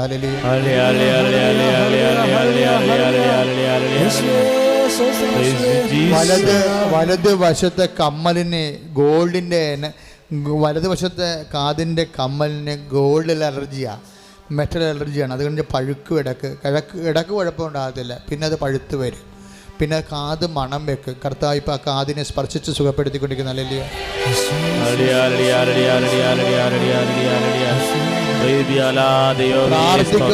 പ്രാർത്ഥിക്കുമ്പോൾ പരിശുദ്ധാത്മാവ് കണ്ടവരുണ്ട്, പ്രാർത്ഥിക്കുമ്പോൾ കൈരേഖ കണ്ടവരുണ്ട്, പ്രാർത്ഥിക്കുമ്പോൾ ഇടത് കൈരേഖ നോക്കിയിരുന്നവരുണ്ട്. അതായത് കൈരേഖക്കാർ പ്രത്യേകം ശ്രദ്ധിക്കുക. വിധിയിലും ഭാവിയിലും വിശ്വസിച്ച് ദൈവത്തെ മാറ്റിയവരാണ്. അത് അവർ അങ്ങനെ വല്ല പരിപാടിക്കും പോയിട്ട് മാപ്പ് ചോദിച്ച് കുമ്പസാരിച്ച് കർത്താവ് പ്രായശ്ചിത്തം ചെയ്യാൻ ഈശോ പറഞ്ഞിട്ടുണ്ട്. ശ്രുതിയുടെ ഹല്ലേലൂയ.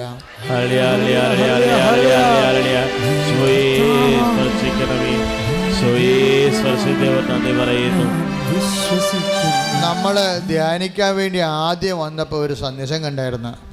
അപ്പോൾ ഞാൻ പറയാതിരുന്നത്, വചന പ്രഘോഷണം തുടങ്ങാഞ്ഞത് കൊണ്ടാണ് പറയാതിരുന്നത്. അതായത് നീല കല്ലുള്ള ഒരു മോതിരം, അതാണ് ആദ്യം കണ്ട സന്ദേശം. നീലക്കല്ലുള്ള മോതിരം എപ്പോഴും വിശ്വസ്തയുടെ അടയാളവും, നീലക്കല്ല് മാതാവിൻ്റെ മാധ്യസ്ഥൻ്റെ ശക്തിയാണ്. അതായത് കല്യാണത്തിന് വിശ്വസ്തത കുറവ് കാണിക്കുന്ന ഭർത്താക്കന്മാരുണ്ടെങ്കിൽ, കല്യാണത്തിന് വിശ്വസ്തക്കുറവ് കാണിക്കുന്ന ഭാര്യമാരുണ്ടെങ്കിൽ, അവർ മാതാവിൻ്റെ മധ്യസ്ഥമണഞ്ഞ് കുടുംബം ഏൽപ്പിക്കുക. അങ്ങോട്ടും ഇങ്ങോട്ടും വഴക്ക് പറയാനോ അല്ലെങ്കിൽ സങ്കടപ്പെടാനോ നിരാശപ്പെടാനോ നിൽക്കേണ്ട. മാതാവിനെ കുടുംബം ഏൽപ്പിക്കാൻ പറഞ്ഞിരിക്കുകയാണ്. അതാണ് നീലക്കല്ലുള്ള മോതിരം, മാതാവ് സാന്നിധ്യമുള്ള വിശ്വസ്തത കാണിക്കാൻ പറഞ്ഞിരിക്കുന്നു. ശ്രുതിയുടെ ഹല്ലേലൂയ.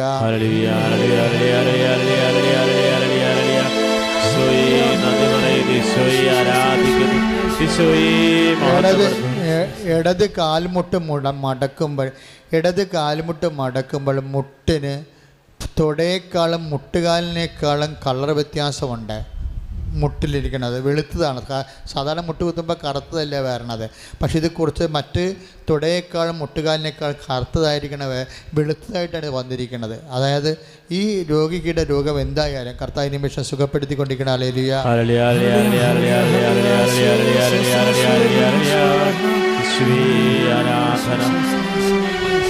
മക്കളെക്കുറിച്ച് വേദനപ്പെടുന്ന മാതാപിതാക്കന്മാർക്ക് വേണ്ടി പ്രാർത്ഥിക്കാൻ പോകുന്നു.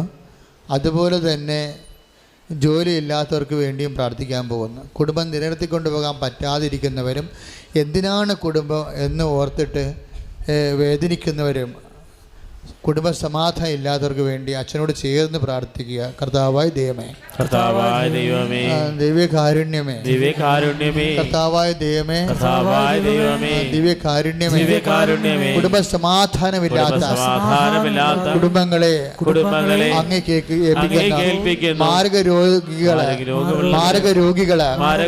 തീരാവ്യാധിയുള്ളവർ, സാമ്പത്തികമായി തറപറ്റി നിൽക്കുന്നവർ, വരുമാന മാർഗത്തിന് മേൽഗതിയില്ലാത്തവരെ കർത്താവേ കരുണ ചൊരിയണമേ. വിദേശങ്ങളിലെ ജോലിക്ക് വേണ്ടി ശ്രമിക്കുന്നവരെ, സാങ്കേതിക കുരുക്കിലെ അകപ്പെട്ടവരെ, പല സർട്ടിഫിക്കറ്റുകളും ലഭിക്കാനുള്ളവരെ, മക്കളെ കുറിച്ച് ദേവരാജ് പൊള്ളുന്നവരെ, മക്കൾക്ക് വേണ്ടി പ്രാർത്ഥിക്കുന്നവരെ, അവരുടെ ആവശ്യങ്ങൾ മേലെ ദൈവത്തിന്റെ തീരുമാനം ഉണ്ടാകട്ടെ.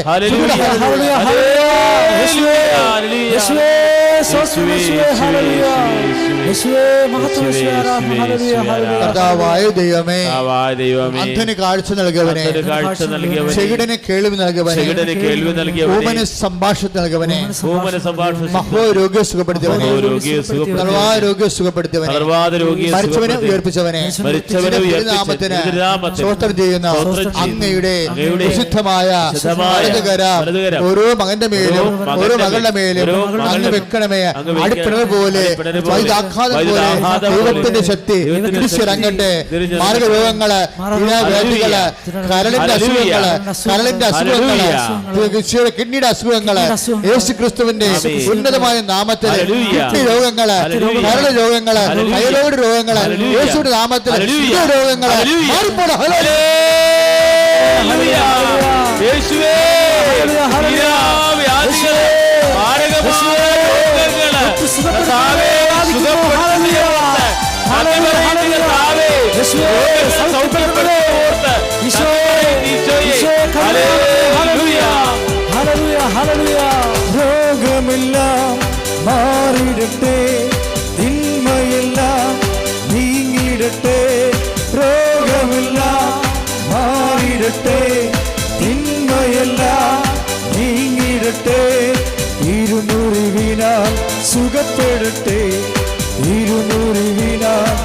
ബലപ്പെടട്ടെ. തിരുക്കരത്താൽ താങ്ങി എന്നെ തിരുരക്തത്താൽ കഴുകണമേ. തിരുക്കരത്താൽ താങ്ങി എന്നെ തിരുരക്തത്താൽ കഴുകണമേ. കർത്താവായ ദൈവമേ, കർത്താവായ ദൈവമേ, മക്കളില്ലാത്തവരെ അങ്ങേക്ക് സമർപ്പിക്കുന്നു. ഈശോയെ, മക്കളില്ലാത്ത പുരുഷന്മാരെ, തകരാറുകളുള്ള സഹോദരികളെ ദിവ്യകാരുണ്യമേ, അമ്മയുടെ മധ്യസ്ഥത്തിലെ ഈ നിമിഷം അവരെ സ്പർശിക്കണമേ. അവരുടെ ഉദരബലങ്ങളെ ആശീർവദിക്കണമേ. ദൈവത്തിന്റെ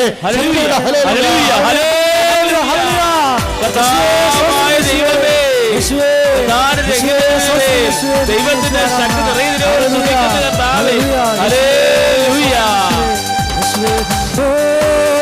ശക്തി അഭിഷേകമേ, അഭിഷേകമേ, കാറ്റായി വീശണമേ, കാറ്റായി വീശണമേ. പാടാ. ഓ അഭിഷേകമേ, അഭിഷേകമേ, കാറ്റായി വീശണമേ, കാറ്റായി വീശണമേ. പരിശുദ്ധ പരമദിവ്യകാരുണ്യത്തിന് വിവാഹ തടസ്സമുള്ളവരെ, വീടില്ലാത്തവരെ, സ്ഥലമില്ലാത്തവരെ, ജോലിയില്ലാത്തവരെ അച്ഛനോട് ചേർന്ന് പ്രാർത്ഥിക്കർത്താവ് ദൈവമേ, വിവാഹ തടസ്സമുള്ളവരെ അങ്ങേക്ക് ഏൽപ്പിക്കുന്ന, വരുമാന മാർഗമില്ലാത്തവരെ, ജോലിയില്ലാത്തവരെ അങ്ങേക്ക് ഏൽപ്പിക്കുന്ന, വീടില്ലാത്തവരെ, സ്ഥലമില്ലാത്തവരെ, വീട് സ്ഥലമില്ലാത്തവരെ ശക്തിയാൽ പരിശുദ്ധ അമ്മയുടെ മാധ്യസ്ഥത്തില് ഈശോയുടെ നാമത്തില് എല്ലാ ദുരിതങ്ങളും എല്ലാ തടസ്സങ്ങളും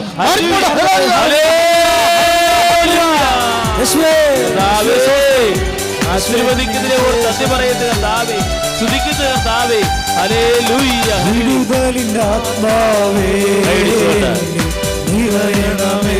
ശ്വാസത്തോടെ ദൈവസ്നേഹത്തോടെ പാടാം. അഗ്നിതൻ അഭിഷേകമായി പടരണമേ, വിടുതലിൻ ആത്മാവേ നിറയണമേ. അഗ്നിതൻ അഭിഷേകമായി പടരണമേ, പാപമെല്ലാം ചാമ്പലാക്കണമേ, കൃപയാ ജ്വലിപ്പിക്കണേ. പാപമെല്ലാം ചാമ്പലാക്കണമേ, കൃപയാൽ ജ്വലിപ്പിക്കണേ. അഭിഷേകമേ, അഭിഷേകമേ, കാറ്റായി വീശണമേ, തീ കാറ്റായി വീശണമേ. ഓ അഭിഷേകമേ, അഭിഷേകമേ, കാറ്റായി വീശണമേ, തീ കാറ്റായി വീശണമേ. ഒരു വീട് വിട്ടിറങ്ങി പോകുന്നതാണ്. അവിടെ പഴയ കരിങ്കല്ലിൻ്റെ എന്തോ ഒക്കെ അവിടെ ഇരിക്കും, ഒരലോ അതുപോലെ തന്നെ അരകല്ലോ ഒക്കെ ഉണ്ട്. അപ്പോൾ ഭാഗോടമ്പടിയൊക്കെ നടത്തിയപ്പോൾ നമുക്കത് കിട്ടാതെ നമ്മൾ അവിടുന്ന് വാടക പോകുന്നതാണ്. പക്ഷെ അതാരും എടുത്തുമില്ല, അതവിടെ വേറെ കിടക്കണുണ്ട്. പക്ഷേ അന്ന് ഭയങ്കര തർക്കവും ബഹളവും അടിയും പിടിയും കലശങ്ങളൊക്കെ ആയിരുന്നു. പക്ഷെ അന്ന് അത് കിട്ടത്തില്ലായിരുന്നു. ഇന്നും ആ ഉറഞ്ഞ വീടവിടെ കിടക്കുന്നുണ്ട്. പക്ഷെ ഉറഞ്ഞ വീടും അരകല്ലും അവിടെ കിടന്ന് അന്യാധീനപ്പെട്ട അരകല്ലുമല്ല നമ്മുടെ പ്രശ്നം. ആ സ്ഥലം ആ വ്യക്തിക്ക് വിട്ടെറിഞ്ഞു പോയ വ്യക്തിക്ക് തിരിച്ചു കിട്ടാൻ സാധ്യതയുണ്ട്. അതുപോലെ തന്നെ വീട് വിട്ടെറിഞ്ഞു പോയവരും ഇന്ന് വാടക കിടക്കുന്നവരും പാട്ടത്തിന് കിടക്കുന്നവരും ഒറ്റയ്ക്ക് താമസിക്കുന്നവർക്കെല്ലാം ഭവനം കിട്ടാൻ വേണ്ടി ശ്രദ്ധിക്കട്ടെ. ഹല്ലേലൂയ.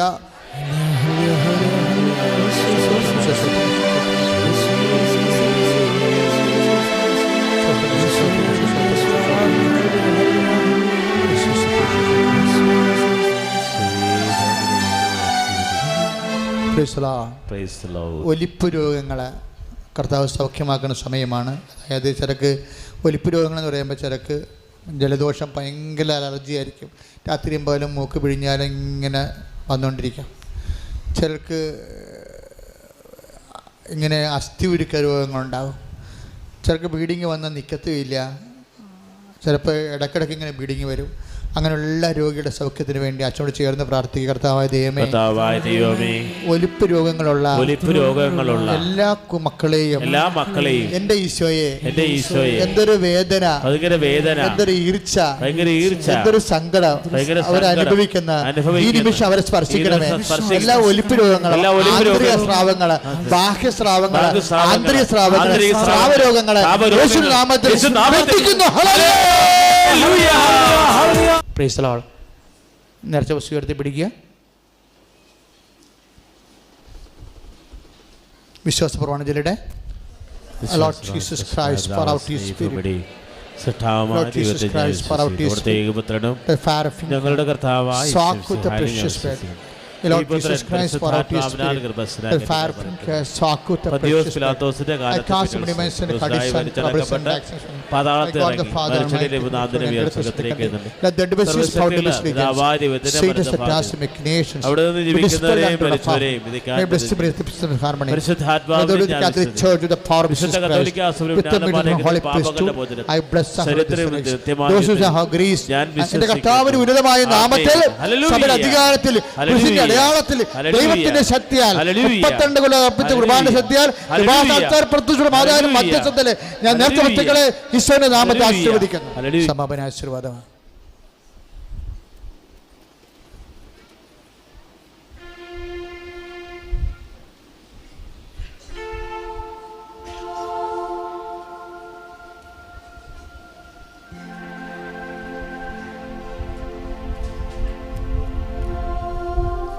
ഉടമ്പടി പ്രാർത്ഥനയുടെ പുസ്തകം, ടെക്സ്റ്റ് ബുക്ക്, കൈ പുസ്തകം കൗണ്ടറിൽ നിന്ന് ലഭ്യമാണ്. സ്തുതിക്കട്ടെ. ഹല്ലേലൂയ, ഹല്ലേലൂയ, ഹല്ലേലൂയ. നേർച്ച വസ്തുക്കൾ ഉയർത്തിപ്പിടിക്കട്ടെ, പത്രം ഉയർത്തിപ്പിടിക്കട്ടെ. ഹല്ലേലൂയ, ഹല്ലേലൂയ, ഹല്ലേലൂയ, ഹല്ലേലൂയ,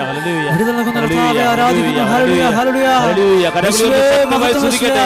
ഹല്ലേലൂയ, കർത്താവേ, വിലാപയാതികളെ പാടാരോഗ്യത്തിനവരെ സ്പർശിക്കണമേ എന്ന് പ്രാർത്ഥിക്കുന്നു. സമാധാനമില്ലാതെ സ്പർശിക്കണമേ എന്ന് പ്രാർത്ഥിക്കുന്നു. കർത്താവേ, മക്കളില്ലാതെ വിഷമിക്കുന്നവരെ, ജോലിയില്ലാതെ വിഷമിക്കുന്നവരെ അങ്ങ് സ്പർശിക്കണമേ എന്ന് പ്രാർത്ഥിക്കുന്നു. കർത്താവേ, ജനതയുടെ യാത്രകളെ സംരക്ഷിക്കണമേ പ്രാർത്ഥിക്കുന്നു. ഹല്ലേലൂയ, ഹല്ലേലൂയ, ഹല്ലേലൂയ. സ്തുതിക്കട്ടെ, ശക്തമായി സ്തുതിക്കട്ടെ. യേശുവേ, യേശുവേ, യേശുവേ, യേശുവേ, യേശുവേ, യേശുവേ, യേശുവേ, യേശുവേ, യേശുവേ, യേശുവേ, കർത്താവേ. Hallelujah, hallelujah, hallelujah, hallelujah, hallelujah. യേശുവേ, യേശുവേ, യേശുവേ, യേശുവേ, യേശുവേ, യേശുവേ, യേശുവേ, യേശുവേ. ഉടമ്പടി എടുത്ത് പ്രാർത്ഥിക്കുന്നവരെ യേശുവേ സ്തുതിക്കുന്ന കർത്താവേ. പരിശുദ്ധ പരമാധിവേ കാരുണ്യത്തിന് നേരവും ആരാധനയും സ്തുതിയും പുകഴ്ചയും ഉണ്ടായിരിക്കട്ടെ. പരിശുദ്ധ പരമാധിവേ കാരുണ്യത്തിന് നേരവും ആരാധനയും സ്തുതിയും പുകഴ്ചയും